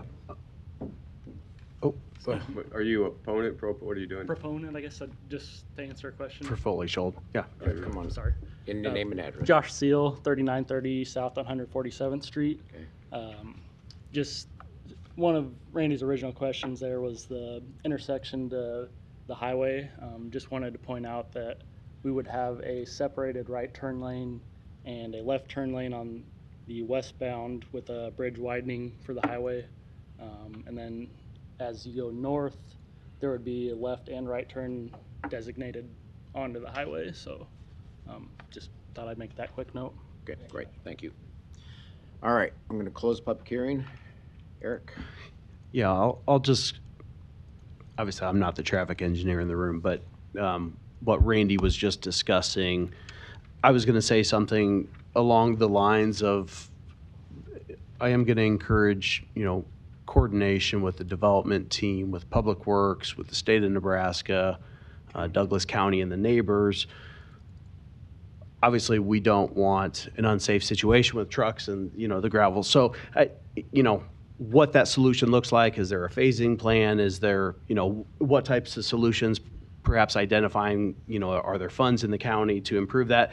Whatever that may look like, I'm just going to encourage all parties to continue to explore that.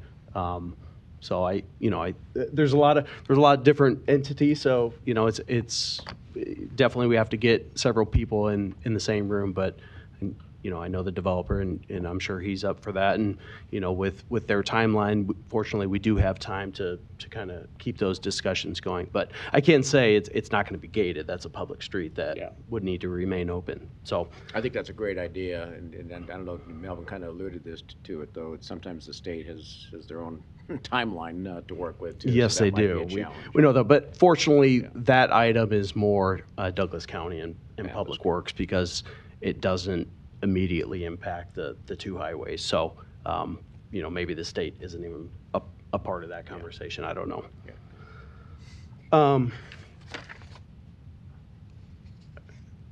Well, Ryan did such a good job talking about land use and, discussing some of those items. I don't know if I need to touch on much. There's a lot of conditions, as is very common when we have unplatted ground and, a size of 150 acres. So obviously we support continued coordination, conversation. Ryan went into a lot of detail about the connection points. It is challenging with the creek and the 2 highways and the convergence. But yeah, obviously it is identified in the future land use map as industrial, as well as the 80 acres to the south, directly west of the training center. So with that being said, unless there's any specific questions, staff recommends approval of the waiver of the PDZ, present development zone, approval of the rezoning from AG to GI, and approval of the preliminary plat subject to the 27 conditions in their report. Okay, thank you, Eric. Any further questions? If not, do I have a motion? I motion to approve the waiver to the PDZ, present development zone, approval of the rezoning from AG to GI, and approval of the preliminary plat subject to the 27 conditions in the recommendation report, but I'll also add a condition that the developers should have a meeting with the neighbors prior to coming back for the final plat approval. Okay. Second. Okay, thank you. We have a motion and a second. Kathy, please record the vote.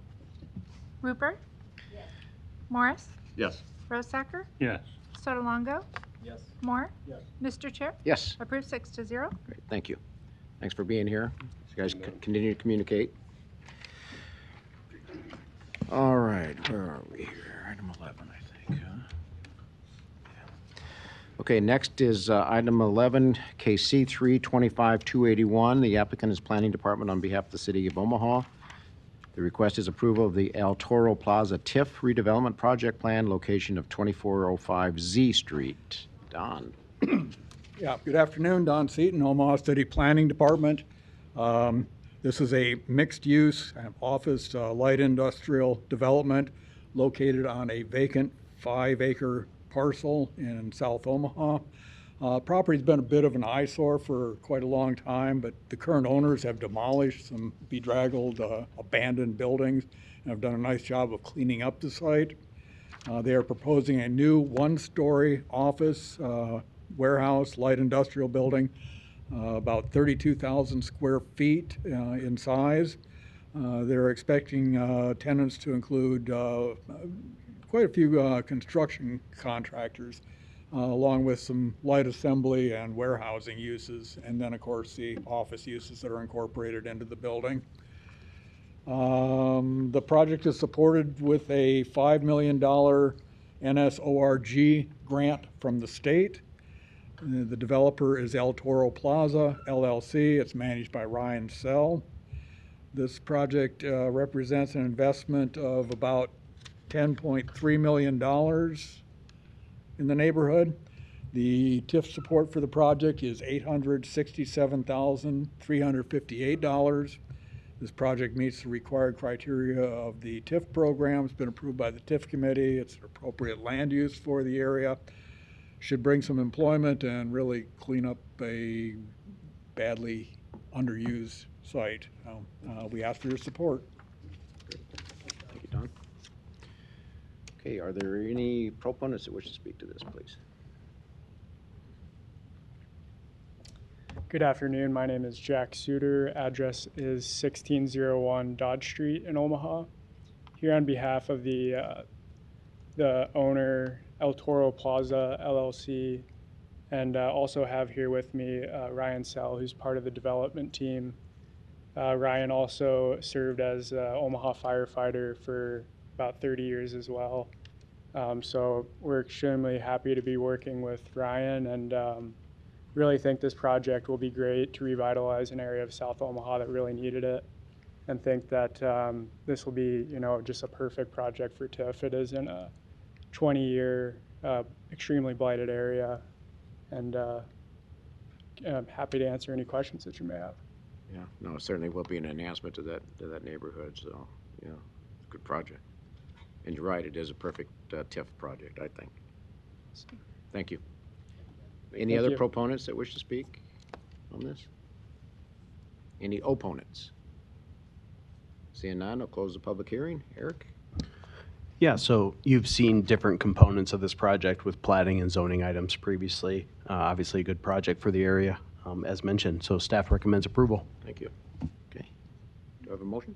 Motion to approve. Second. Have a motion and a second. Kathy, please record the vote. Morris, Yes. Rosacker, Yes. Sotolongo, Yes. Moore. Yes. Rupert. Mr. Chair. Yes. Approved 6-0. Thank you. Next is item 12, KC 325-235. The applicant is Planning Department on behalf of the City of Omaha. The request is approval of the Conestoga Collection TIF redevelopment project plan, location of 2415 Florence Boulevard. Hi, good afternoon, Don Seaton, Omaha City Planning Department.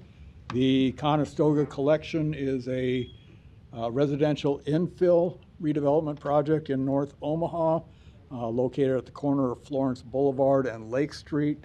4 new residential for-sale units will be constructed.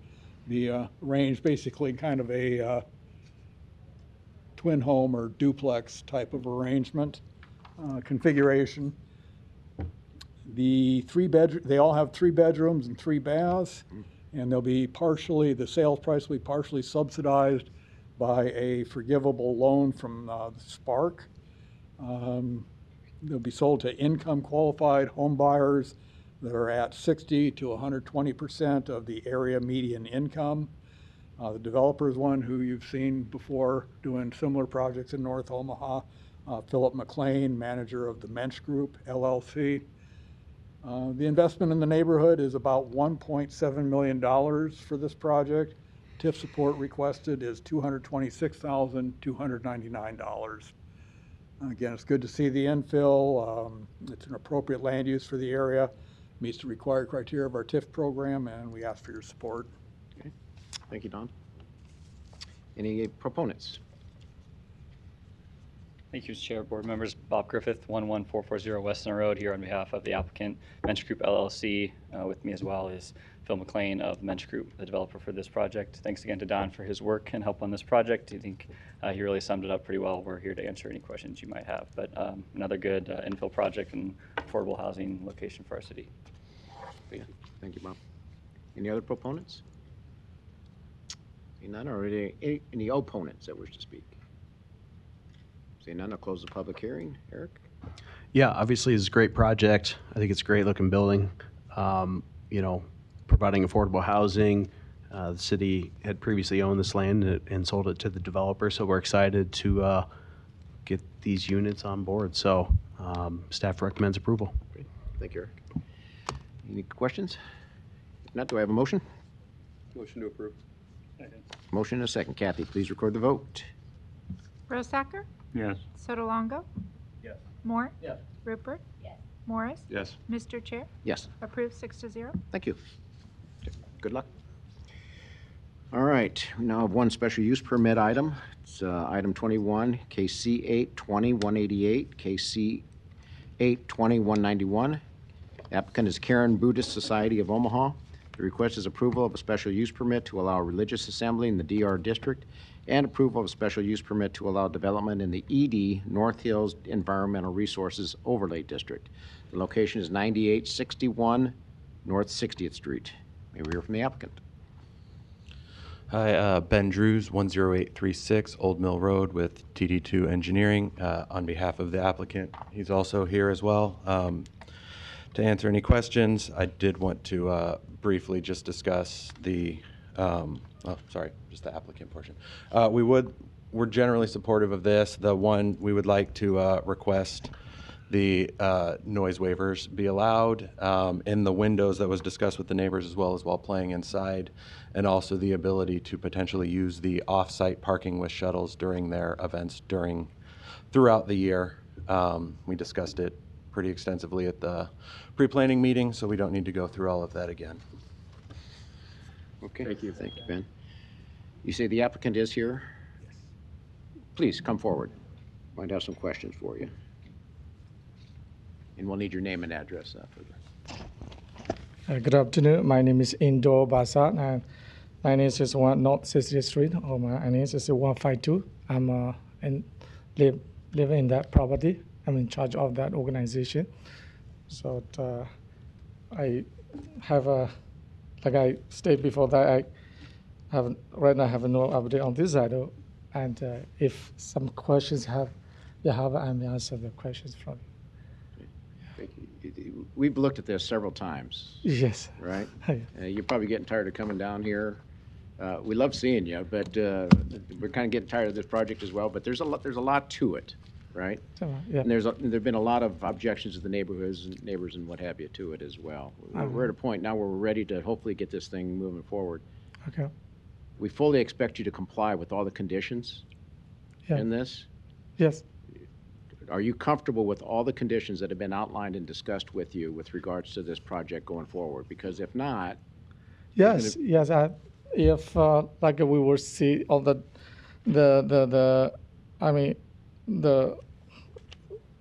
we discussed everything that I think we can, we can go okay with that. Okay.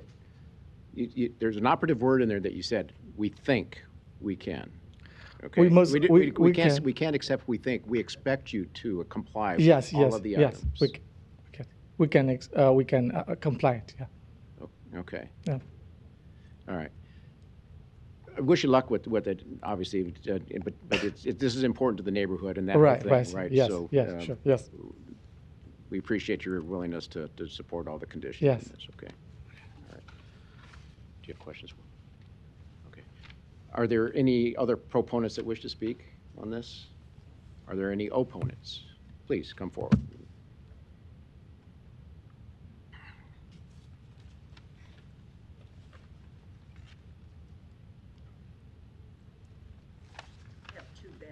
Okay. I can relate. And please, your name and address for the record. Hello. I'm so short I can't see all of you back there behind the screen, but my name is Valerie Cook, C-O-O-K. I live at 6006 Rainwood Road, Omaha, Nebraska, 68152-1624. I am approximately a block and a half from the property where the activities would occur for this particular special use permit. My husband and I have lived there for a little over 44 and a half years. The reason we moved to that area at that time, 44 or so years ago, was because it was a nice, quiet, residential and farm or agricultural area outside the city limits with lots of beautiful trees, some of which have blown down in the storms that we've had over the past couple years. But at the time, we knew we had to follow certain zoning rules and regulations, and because it was a special environmental district and overlay, we were told we could only remove the number of trees that needed to be removed for our house at that time, and I don't think that's changed. And this, I have to say, since 2018, this has been going on for the special use permit. Up to this point in time, I think some of the things that were done on the property in question have not gone along with permits, but I can't speak to all that. I'm not one of those people that does permits. But I have to say this past summer was one of the most quiet summers we've had since 2018 because the Karen group has been told not to have ceremonies, and they didn't have ceremonies, and it was quite pleasant not to have drums or gongs or bells. I've looked at their operations plan that they put out, and I'm concerned about the number of days that they will be having their ceremonies. I think they've added some, more than the ones they've had in the past. If I look at the numbers of events that they would have 4 times during the year, usually those have been 2 days in a row, not just one. And then a special ceremony that they would have in August, and if I look at that as being 1 or 2 days, and another special event that they would have in June every 3 years with up to 250 attendees. And they also said in their operational statement that they would be practicing 2 days in the week prior to these events, and that in the summertime they would possibly have 5 days per week. They would be doing practicing with their musical instruments. It said indoors. That's not happened in the past, so I'm not counting on that. If we looked at the summer months of June, July, and August, if they were practicing 5 days per week for 4 weeks each of those months, I added all those up, and that would be about 82 days per year, possibly, that there would be ceremonies or practicing going on with instruments that have been very loud in the past. Some of these dates, the weekend ceremony dates that they gave for the different months during the year would be from 10 a.m. to 3 p.m. The practice times during the summer sessions would be from 5 p.m. to 8 p.m. If they do outdoor practicing, in the past it's been very, very loud and not very comfortable for the rest of us to be outdoors in the summertime. The other things that I was concerned about in their operations statement, they had on there that they were going to add on a 470 square foot restroom or bathroom area. And since where we live, everything is on septic tank out there, we don't have city sewer. I'm kind of concerned about how that's going to take place because, you know, I live in a 2-bathroom house and we have a lot of space that is taken up by our septic system just for that.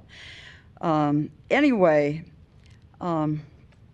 those are some of my concerns, I guess. All of these things seem to go all the way back to when the property was purchased by this particular group. My understanding at the time was that Berkshire Hathaway, who sold the property to them, told them they could do anything they wanted to because it was property that was outside the city limits.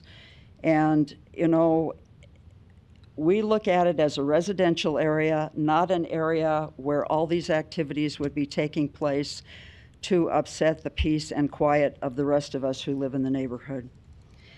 And I guess that's pretty much what I have to say. A friend brought me, actually, who lives across the street from the property in question. Great, thank you, Valerie. Thank you. Okay, Anything? any other opponents? You can't leave us sit that long, no. Crystal Vaughn, 9804 North 60th Street. I'm directly across the street from the Korean Buddhist, Indo, I should say, the Indo's home. I spoke at the last meeting just a little bit. The main things I'm worried about, the sound study that was held 2 months ago, a month ago, it should be null and void. And my only reasoning to that is I was not on the property. It sounded like one drum was going off. When Endo has his celebrations, there are multiple drums, multiple instruments, gongs, bamboo. And there's not 180 people at these ceremonies communicating with each other, talking over the drums. That was not involved in the sound study, so we didn't get an accurate reading on that one. Sorry to interrupt you. How do you know that, though? Because you said you weren't there. I wasn't on their property. I was in front of their property. I was in my home. Okay, sorry. My yard. I misunderstood you. Yeah, I wasn't on his property during the sound study, so I didn't witness how many drums were actually played. It's not the children playing the drums either. I wanted to clarify that.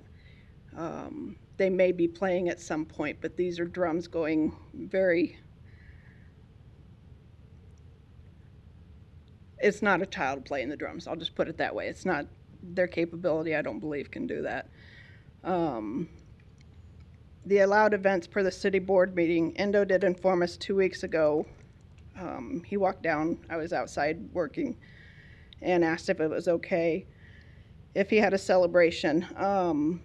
We don't have the right to say no. The city said no. The board said no. And no parking on the grass in the back pasture as well. They did have an event 2 weeks ago. 360 days of peace and quiet is what I was told by TD2. I can't remember the gentleman's name.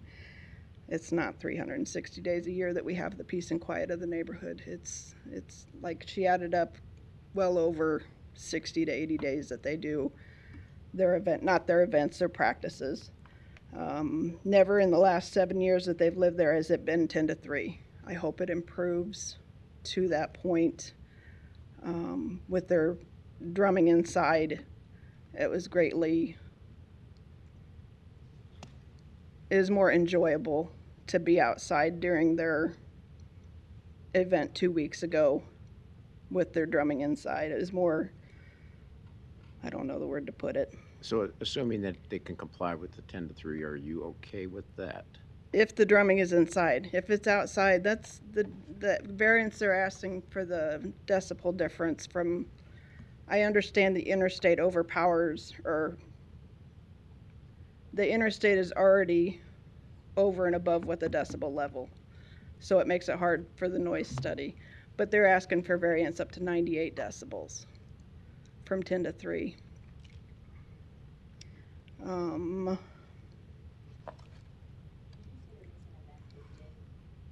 The drumming was inside, and that was 2 weeks an ago. improvement of the sound at your property. Was that an improvement from the sound? Yes, yes. We heard the children out playing. We heard the families talking amongst each other, celebrating outside. It was acceptable at that point. Okay. The March 5th meeting, please forgive me if I get your name wrong, Planning Director, Mr. Fanslow? All right. You stated at the March 5th meeting that maybe this, as it is operating today, it's not compatible land uses. We don't feel it is because there's more than just this that's wanting in the future. They're also wanting to build, I don't know the proper word for it, not a mosque, Temple. your church, your temple is what it was stated. And further parking down into the back lot there. I just don't feel this is the area for that situation, being residential agricultural. Other than the words, I don't know how to explain. Okay, thank you. You good? Thanks, Crystal. All right. Any other opponents that wish to speak? Seeing none, I'll close the public hearing. If you'd like to come back up and address some of the concerns that were raised, Endo will probably have some more questions for you as well.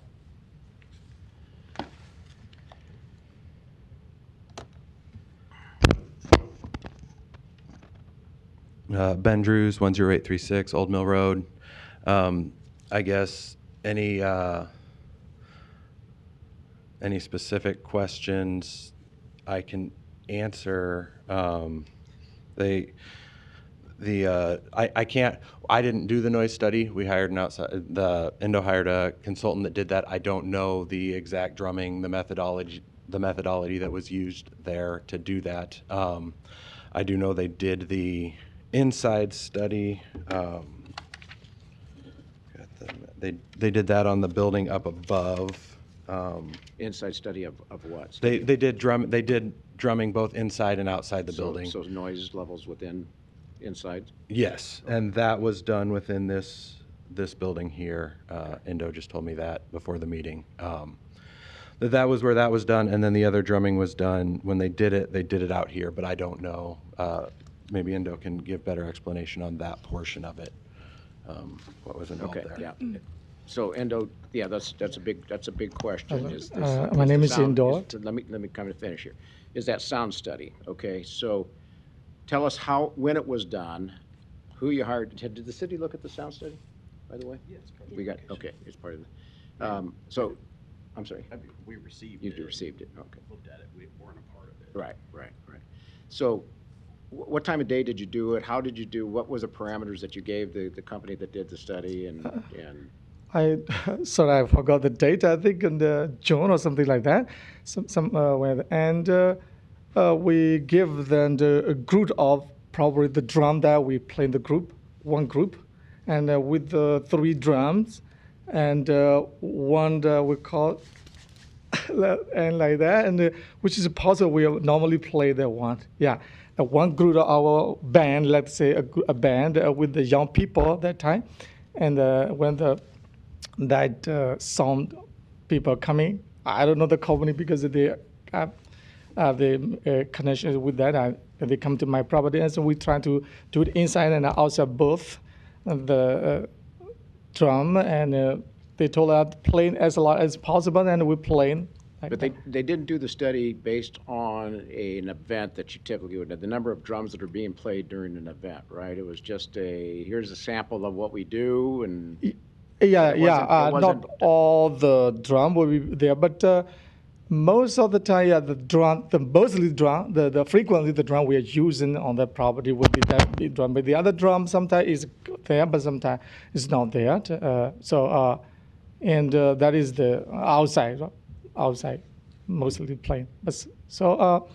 Our neighbor concerned that we can manage all those things, and we can comply to the city allowance possible. Inside we can play inside, and we can reduce the sound. But the last time, like Mr. Say, I don't know what is.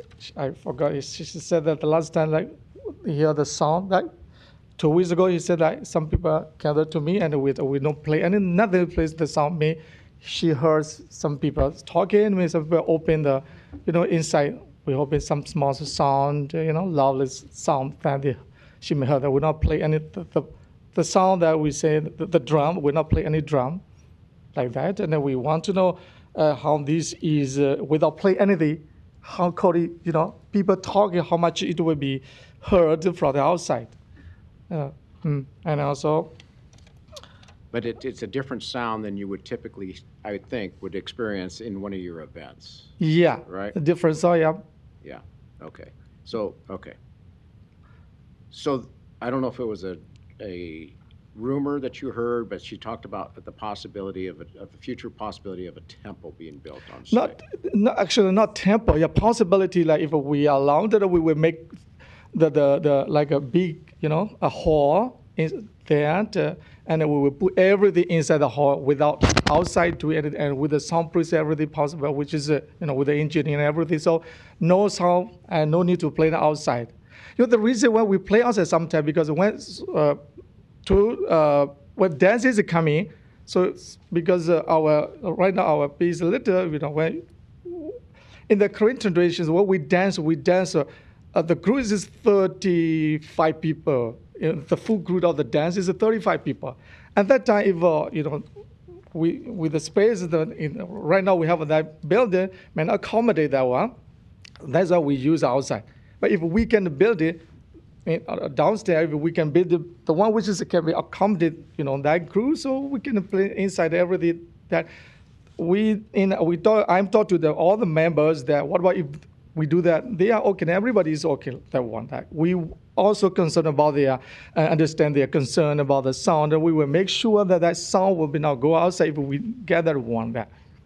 So I can't remember who it was, but someone made a comment that when you purchased that property, or when you got that property from Berkshire Hathaway, they said you could do anything you want to with it. Is that a true statement? Yeah, that time I just new to the United States. I'm not leading buying these properties, but our director who buy this bond and told us that okay, everything we can, because the big land is in outside the city limit. He said that's all we can do. That's I heard from my director. As I'm not.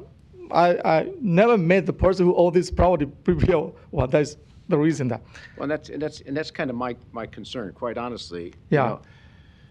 This is an area that really isn't, I think, conducive for the type of operation that you're running. Yes.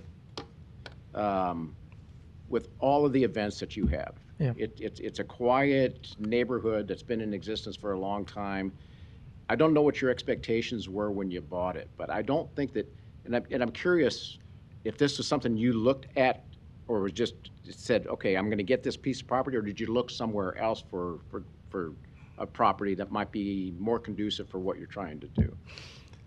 And I think when we bought the one that time, what our think is that it is in the forest or kind of in the deep forest. So I think it's forest.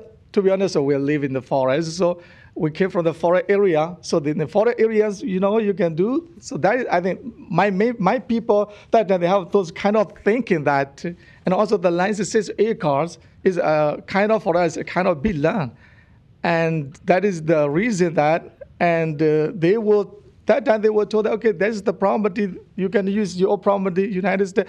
And like I said before, we don't know the rules, anything is there, and we don't know what is the DR zone, what is ED zone. Only Lennon are trying to search these to understand this DR zone, what kind of DR.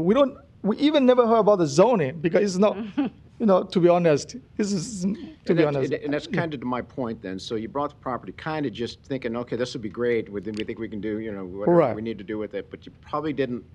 Because you probably didn't know better, I'm guessing, right? You didn't look into, okay, what do we really want to do, and what's the environment that we're operating within?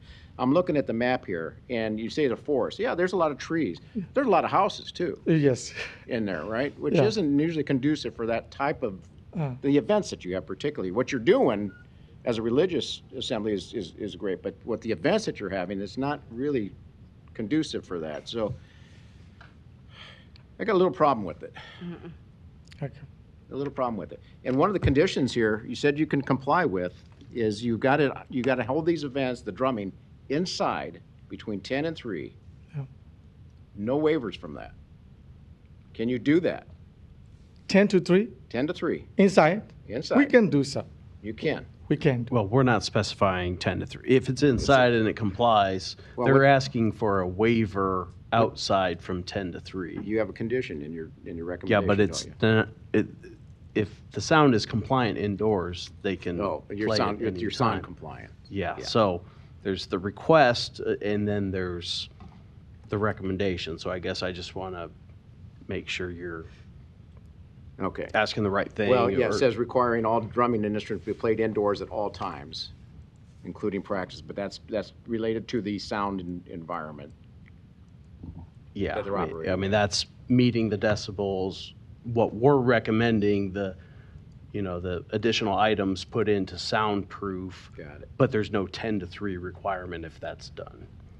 Where did I read? I read 10 to 3. Well, the applicant is asking for, You're requesting a waiver of the maximum allowable noise between the hours of 10 and 3 to be outside to be outside. or inside, I guess, either one or both is the request. So you're requesting additional hours outside of those 10 to 3 hours? Yes. Like those things also may not be come frequently in a year, maybe the 2, because the other event that we can do without to play any drum. But the event, some event maybe use the drum, like which is related to the cultural things. But the solo religious things can be done without any play anything. So we already practice right now like that. So Eric, did I miss that then? So they're requesting that waiver, so what is the city's position on that? The city does not support any sound waiver. So the solution to that, based on their study, is all the drumming to occur indoors with the soundproofing that would bring it down to an acceptable decibel level. So that is where the city stands. Obviously, there's a low decibel reading based on, the surrounding properties in the DR zoning, the residential nature of this area. So the city's recommendation is to comply with the sound, which means all the drumming always is indoors with the soundproofing as well. So I guess my question, Endo, and perhaps I missed it if you said it, if that were to be approved, by planning board and city council, that all the drumming had to be indoors with the soundproofing, does that even work for your events? If your gatherings, if everyone's outside, I mean, you're not gonna have the drumming because you wouldn't basically hear it, correct? For the sound, that one, like I said, we can reduce to the minimum amount of the time, on the minimum amount but sometimes, like I said, some event no need to be held with the sound, and like I said, 2 times maybe we need to play the song only a year. But the other song is not. The other time is not necessary. Even inside and outside, both are not necessary to play with the sound.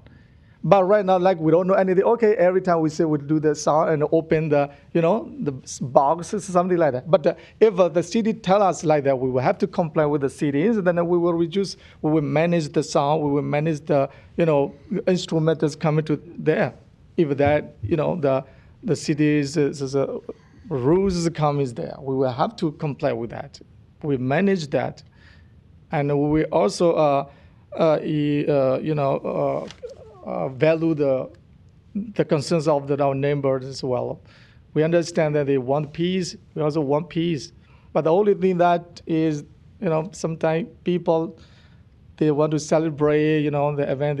We lots of things, but we have no place to go right now. Lots of Korean people is coming here, and walking these people. I have a zero knowledge of the rules and regulations about this thing.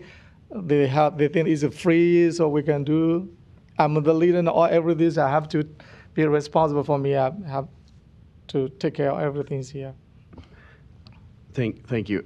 Endo, I appreciate you trying to do this site. I mean, why not find a commercial site that has a building, parking already installed, and have services there? Is it? To be honest, we got a place, we find a place which is too much more than our reach. 3 million. How can we we cannot pay for that price of any properties. We don't have any resource. We don't have any access, so we don't know how to collect the fund, only fund to our people. So we bind the property only within our reach, like normal property.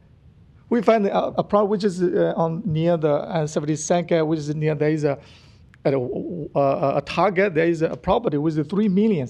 We like it. We discuss that. We have totally only 300 members, something like that. So how can we pay these people? We don't have any sound, financial income. Everybody work in the meat plant like a Tyson. How we cannot get that is so sad for us. So we just try to manage our culture and religion within our capability. That is what. Where do you get your funding from? Is it nowhere, sir. From our members only. From your members? Yeah. When we do sometimes when we do the event, we collect some, and we have if a member we are member, we collect for the electricity bill, and we collect some money a little bit, some fund. That is the only. Endo, do you have to live on the same property that you do the events, or is that? It's not necessary, sir. You don't necessarily. Not necessarily. You can live there and can do another place, but we don't know. And to be honest, in the July, we do an event, but not in the project. We hire in other place, which is Sandalwood Hall. We go with there, and we also do that. We held an event there. We're not doing our property because we complained to the city, and we went. No, we're not. This is the property. They are not okay. But no, some people they don't know where to go. They use of us.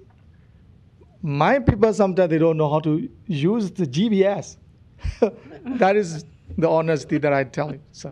So that is the reason. But this place, I have been living here over 8 years already. They know everything. Everything can come without looking at GPS. When you hire another place, certainly they don't know. These people, let me state something, is not concerned, but all I have to do is to help them. Even some advertisers come to their house, they come to me. I have to read the letter. They don't know anything about this in the English. So what I'm trying to say is that we are doing everything is within our capability only. We saw something like, Tina, to be honest, I'm looking for the land that which can be like that, but it's very, expensive and for us, and also sometimes it's very far for us, 40 minutes. So how these people can go there?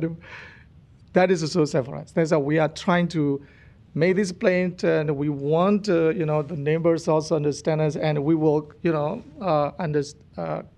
value their concern also as well. We will try to reduce everything possibly.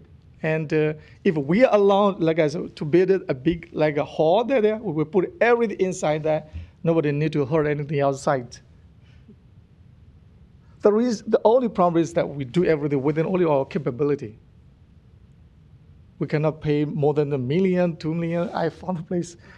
And the last time, some people saw, they say, I look at a place with a cinemas, like a commercials, but it's 1.5 million. We collect only $20, $100. How can you pay this kind of commercials? That's the only problem, to be honest. One other issue has been the parking. Did I understand Ben correctly that you're still asking for the opportunity to do the shuttle parking all year round? Was that what he was asking? Yes, yes. Okay. Go ahead, Ben. Go ahead, Ben.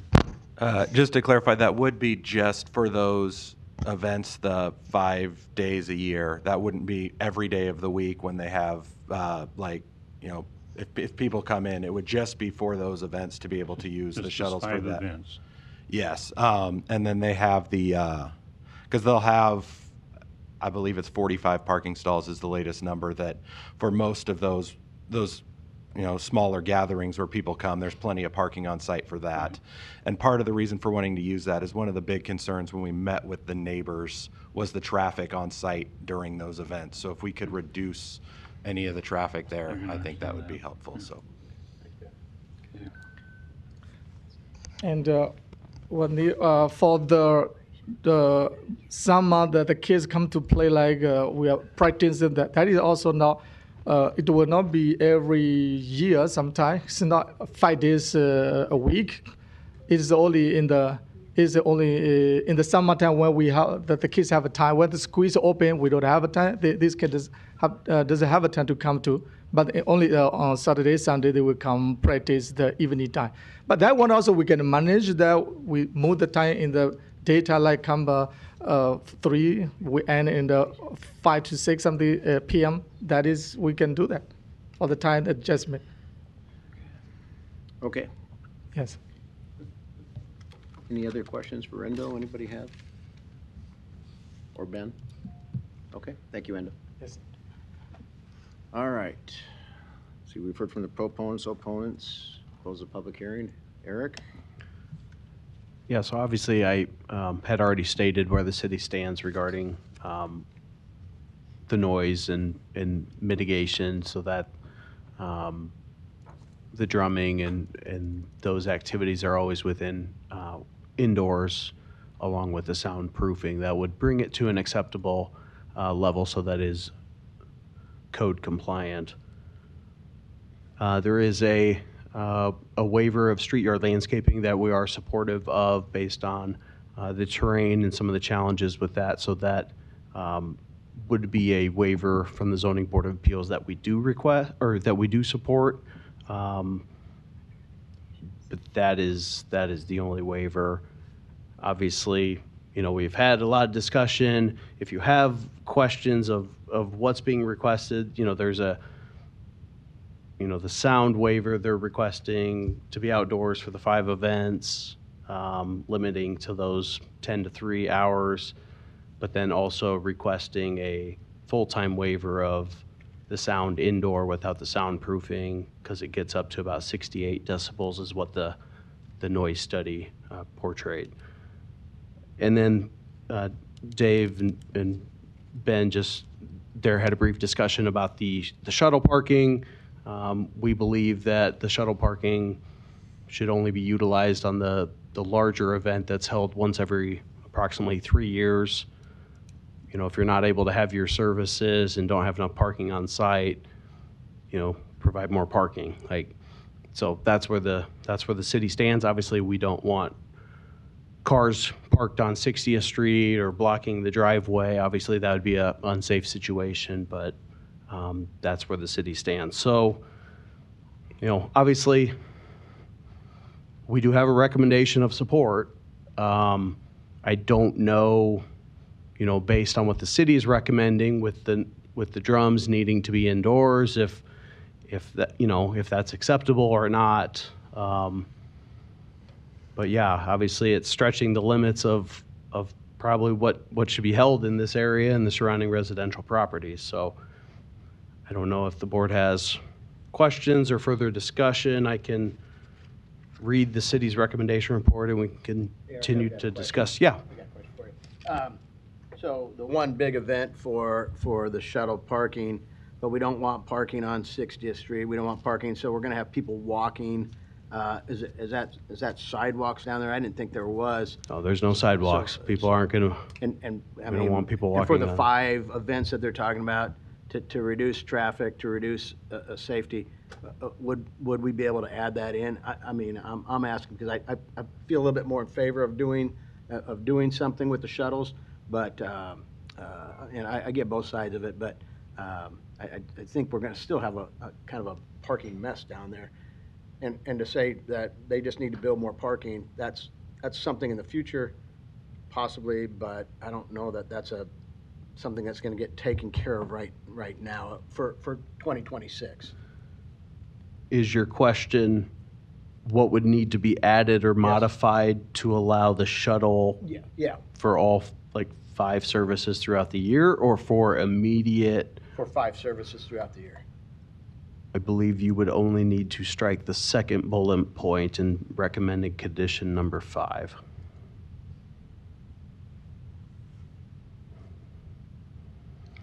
That's the only area in the conditions that talks about the shuttling. But then, if we strike that, are they able to do it all the time? Yes. Which is not what I want either. I mean, Just put in there, for the 5 events. You'd have instead, to modify the language then. if that's what you want to do. Yeah, you could modify second bullet point of recommended condition 5 to allow shuttle service for the 5 large events on the annual basis or something like that. Plus the 3-year larger event, then too. Okay, I'm sorry to interrupt. I just No, had that that's question before you went on. Thank you. Sure. Okay.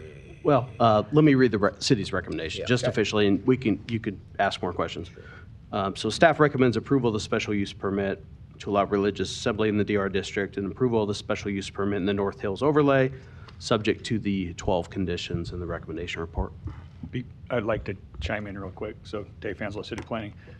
Just to be cautious, some of us have been involved with this board for a number of years. Unless you, I guess, Jeff, I'm looking at you, unless you have concrete language on how you would address maybe the issue or how you're trying to help, I'd be very leery of just making a change without, and maybe you have thought it through. I'm just saying, I've seen in the past where somebody has an idea, we change a condition, and then it's like, oh wait, we didn't think about that, we didn't think about this. So I'm just asking you to be cautious. If you are going to change something unless you have language written up, then that's fine. No, I don't. Okay. I mean, I was just asking about Yeah, that. okay. As maybe a means of trying to Sure. help the traffic Safety situation. issue. Okay. Yeah, it just seems as though the problem with the traffic in the neighborhood, when there are those 5 events, that would be an option that could alleviate that.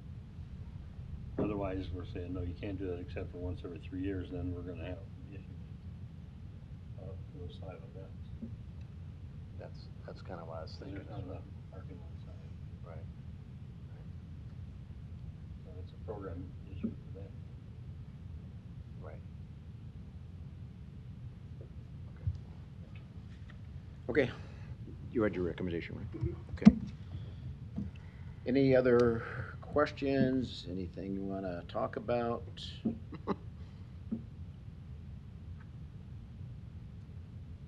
You know, I just make a comment that I really support the religious activities that you're trying to promote. I don't think it's the appropriate location for what you're trying to do, unfortunately. And I do worry about the safety issues, some.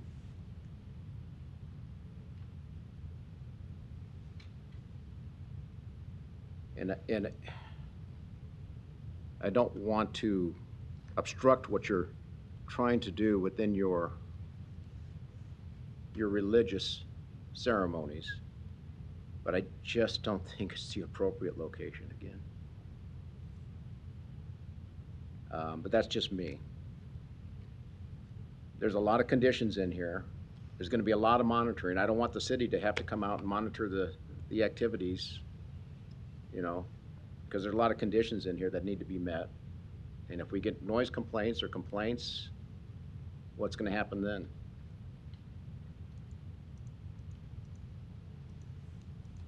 But that's me.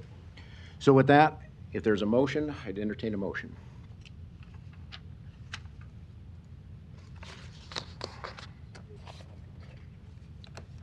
I don't know the language that I should use. It would say, you know, that's acceptable to the city or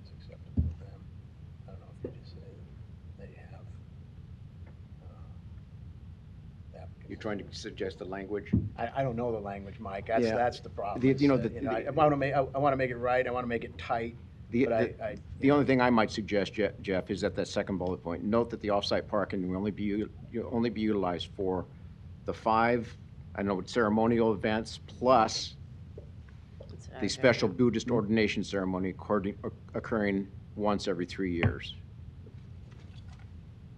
Dave, I don't know if that. As long as it's well thought out, you can all. That addresses you're, the you're 5 free, You're free to ceremonial make any events. recommendation you want and change it. I just wanted it to be well thought out before we made it and then have it had some unintended consequences. That doesn't, I don't think it does anything other than, I just offer that as a suggestion.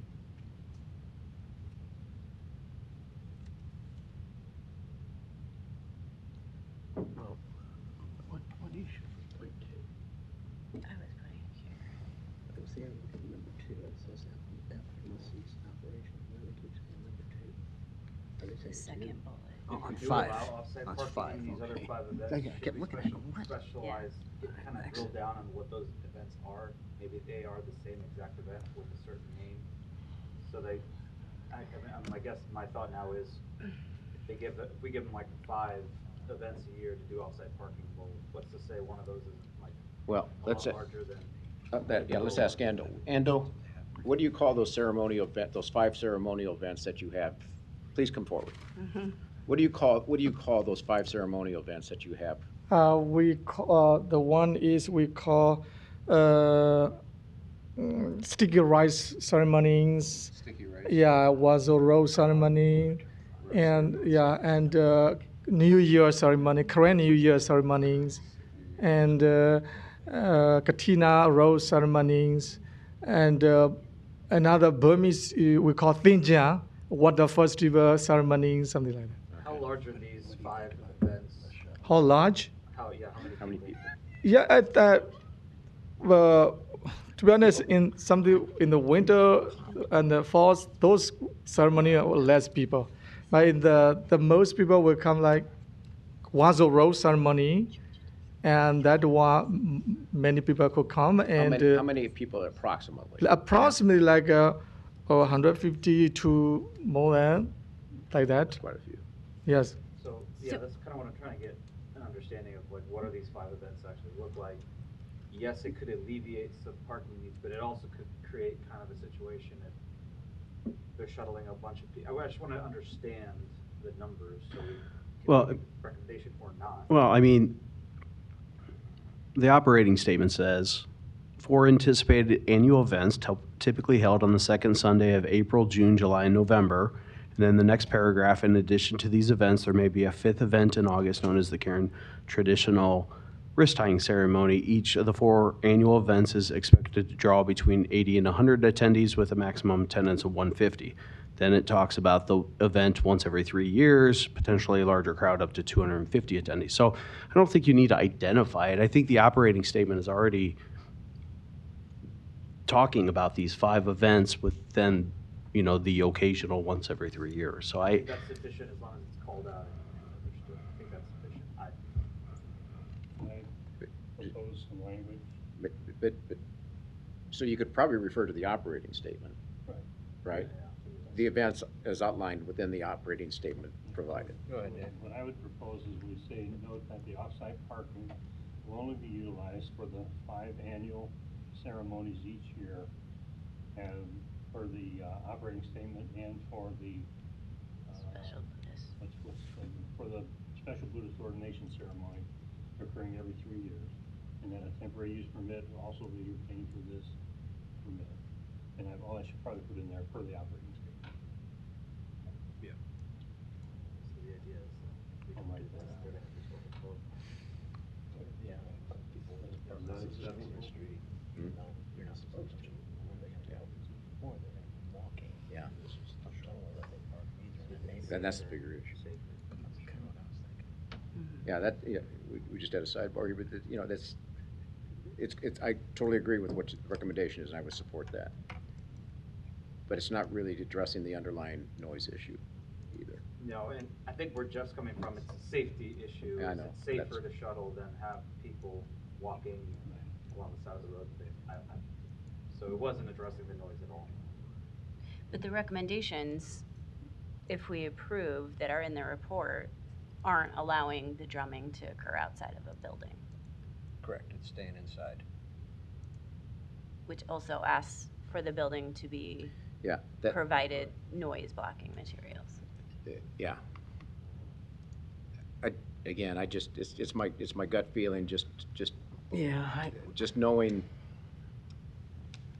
how big these groups can be, and that noise study is not, I think it can use that noise study because you don't know what those events are gonna sound like, but I just don't see them being able to comply, and I don't want the city to go out and have to manage and monitor, and, we're gonna get complaints. I hope we don't. But it's just not it's just not the right location for what that they're trying to do with this.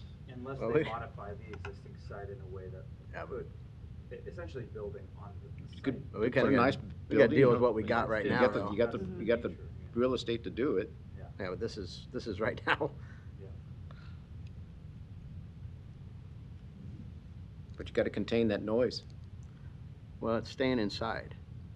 Yeah, but I mean, that's all we we can. hope. That's all we can ask for. We pass it, that's what they have to follow. If they don't, then we have a problem again. I mean, Let is there a way me, to quickly shut this special use permit down immediately if there's proof that drumming and instruments are being played outdoors? The minute it happens, they lose the special use permit? No. No. Has to go back to city council. For show cause hearing, city council. Oh, really? How So long it- does that process take, ish? We don't do it very often. I'm going to guess complaint, investigation, not in that timeline, a month, maybe. Whenever we could get it scheduled, I suppose. I mean, but the city was already approving this on the noise, right? I mean, we're keeping it inside. That was the recommendation report, is that we're approving it as long as they keep it inside. So the parking's a different. inside and and soundproofing. Inside and soundproof. The parking's a different issue, but I think we're trying to put it all as one thing, which it is, but we're approving keeping the sound inside. That's all we can do, or we deny this whole thing, but, Yeah. I don't know, that's where That's an option. Well, and we also have the clause of they need to come back a year from now, right? It's approved for a year. It would be after the certificate of occupancy or the issuance of the use permit. Sure. That would be a year. So it wouldn't be a year from now, because this Year would from still now. have to go to city council, Mhm. ZBA, construction and parking. I mean, it could be Sure. 2 or 3 years theoretically, But we depending on still how long have that construction takes. As a pullback, potentially, after that is all put in place. The building that you drum in is not soundproofed yet, right? Yeah, not soundproof yet. Yeah. How big is that building? 70 by 30 right now. 70 by 30. 70 by 30 feet. Feet. Yeah, I don't know the square feet. 70 by 30 feet. Yeah, around like that. And let me say something. Now we also talk to each other in our group that we will reduce the sound as well as the outside drum also. Let the other event which we could play the sound that they will hire the outside. We will not. I mean the other, which is the public area. Not there. If we will do we are talking about each other like that. And, at least that if we are allowed to do inside the sound with the soundproof inside the building, that is also okay. That because mostly we will use for the religious, and with the cultural event that we can sometime if we do the big sound that we intend to hire. I mean rent outside place which is. They can be used like a public area or something like that. We also talk about that option within our group. We really concerned about understand the neighbor concern. So we don't want that to be disturbed by our activity, our present there also. Like And the other thing that the concern parking on the street, on the city streets also that we can manage that. I think it happened one other that when the last time when that neighbor shows that is only once happened. I think I never later on we never, nobody park on the roadside of the city street. Everybody is parking inside our property. How was the, sorry to talk to you in the, but how was the parking 2 weeks ago?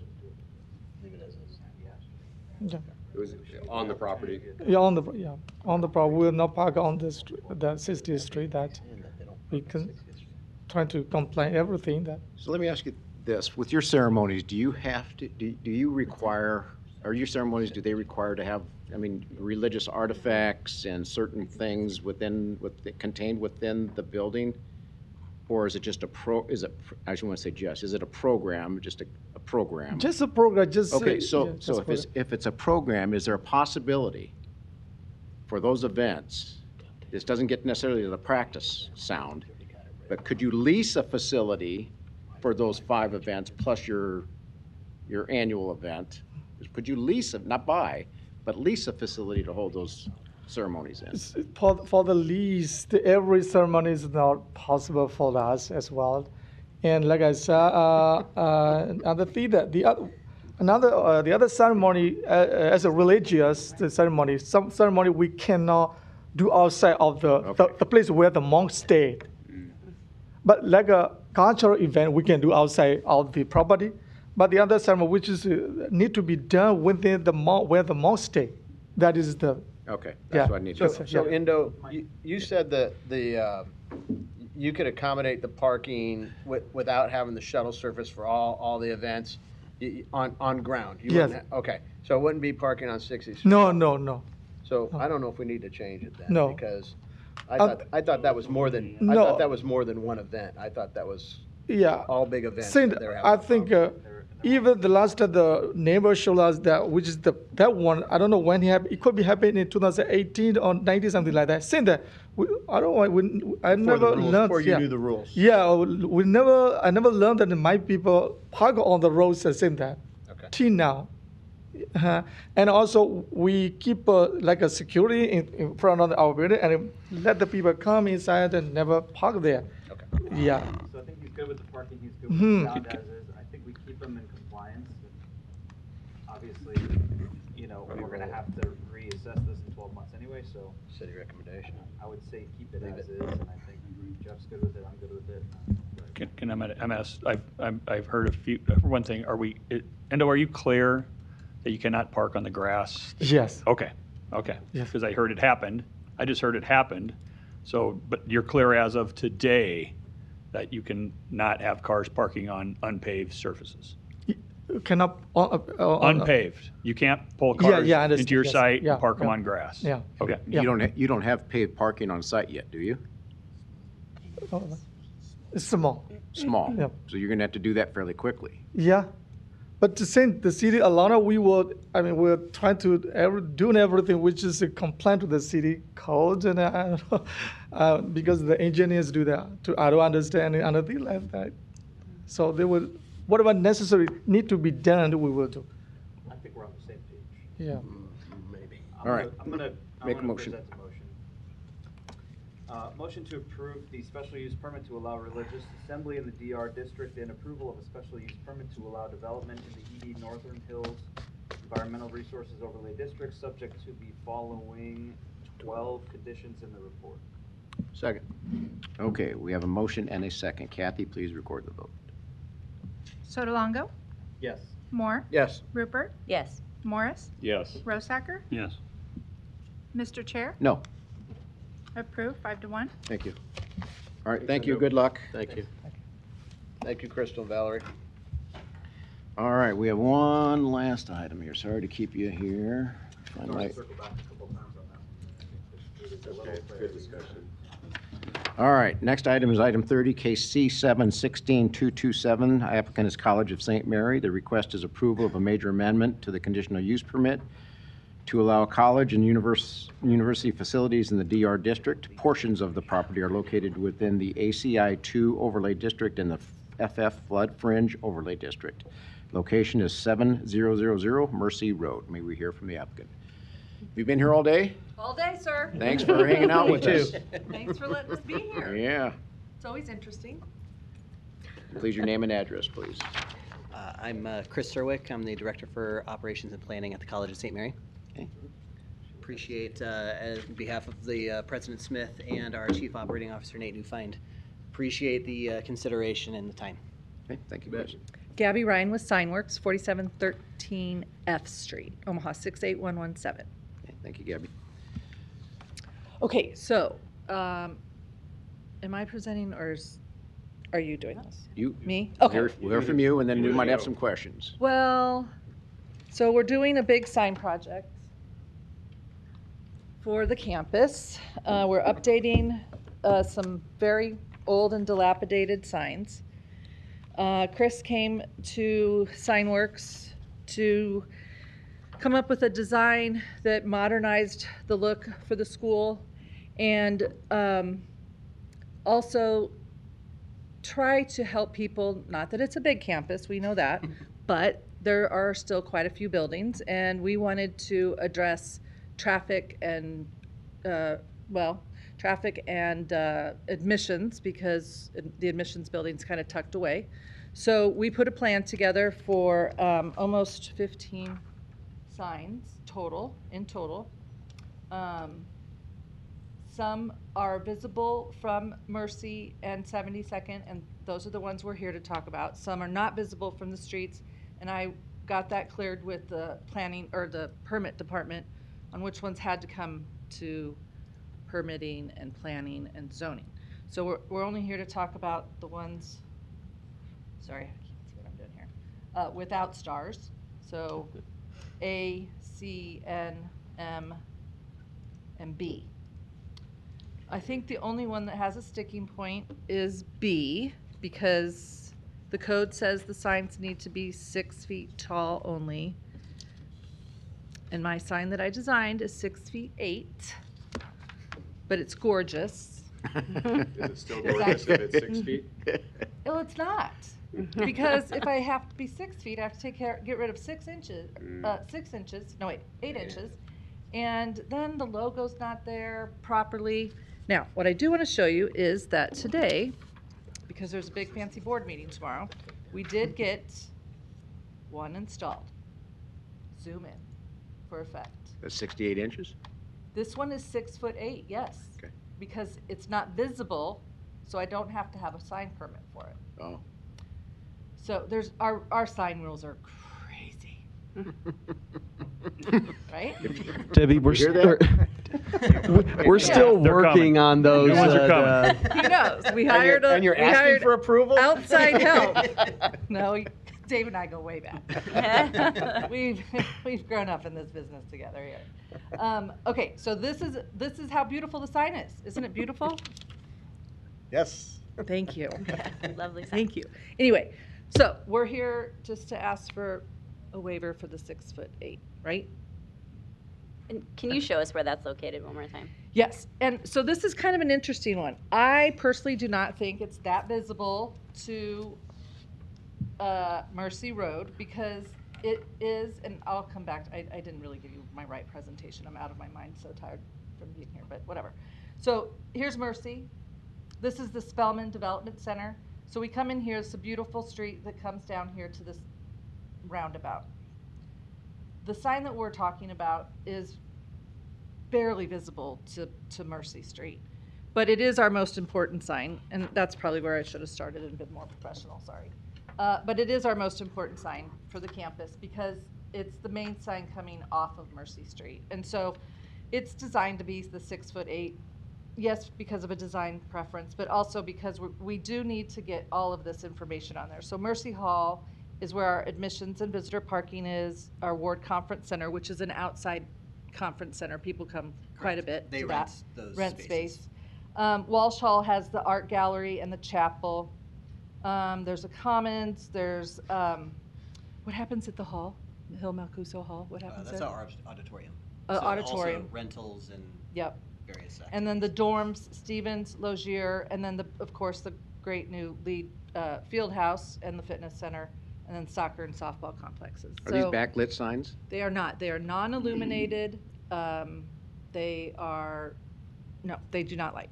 So do you rely on the street lights and on the street then at night for visibility of this? of the Yes. signs? Okay. Yeah, they've got plenty of streetlights, and our colorway, the white background and the blue letters will help for that too. Okay, that's good. Okay. It is our main entrance. It is the main and entrance, so, yeah. We have two entrances, sorry. We have two entrances, however, that's our main entrance, so most of our traffic is coming through that area. Beautiful campus, by the way. Oh, thank you so much. Yeah, they have, this is a little bit better map, just to show you. This is a boulevarded street. And there's plantings all through this whole boulevard, and then trees that line that as you come into the property. Okay. Anything else? Any questions? Okay, thank you. Any other proponents that wish to speak on this? Are there any opponents? Are you here for anything particular? No? We'll find out. 15's been I think it was approved. approved. That was on the consent agenda. Yeah. All right, let's finish this. That was Were you one here of in the- opposition? Yes.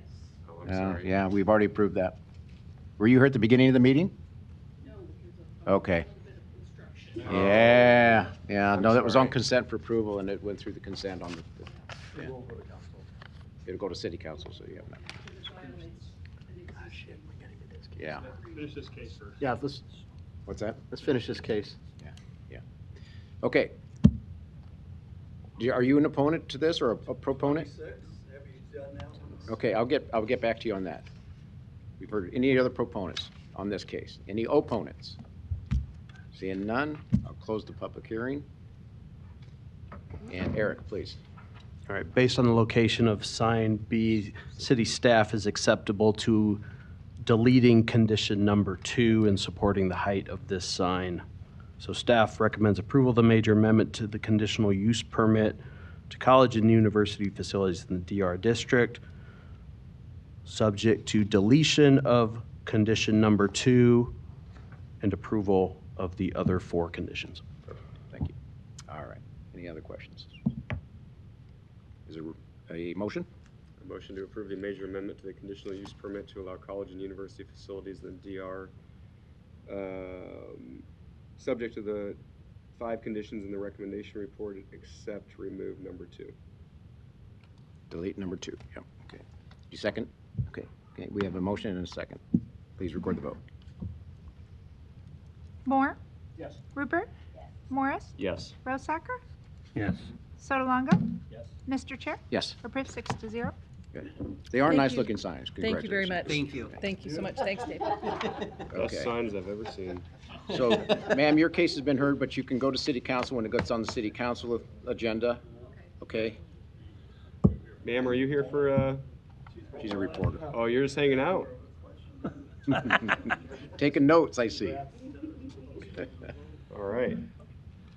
That was on consent at the beginning of the meeting. Yeah, you had to raise your hand and ask for hold off. I can do what they're doing. Hey, the public hearing's not over yet. Yeah. It's not over yet. Okay, I haven't adjourned yet, so we need a motion to adjourn. No, first of all, I No. need a motion for the approval of the pre-meeting and post and regular meeting from October. Motion to approve the pre-meeting and the meeting minutes from October 2025. A motion and a second. Kathy, record the vote. Rupert? Morris? Yes. Rosacker? Yes. Sotolongo? Yes. Moore? Yes. Mr. Chair? Yes. Approved 6-0. Do I have a motion to adjourn? Motion adjourned. Second. Roll call? Morris? Yes. Rosacker? Yes. Sotolongo? Yes. Moore? Yes. Rupert? Mr. Chair? Yes. Approved 6-0. Thank you.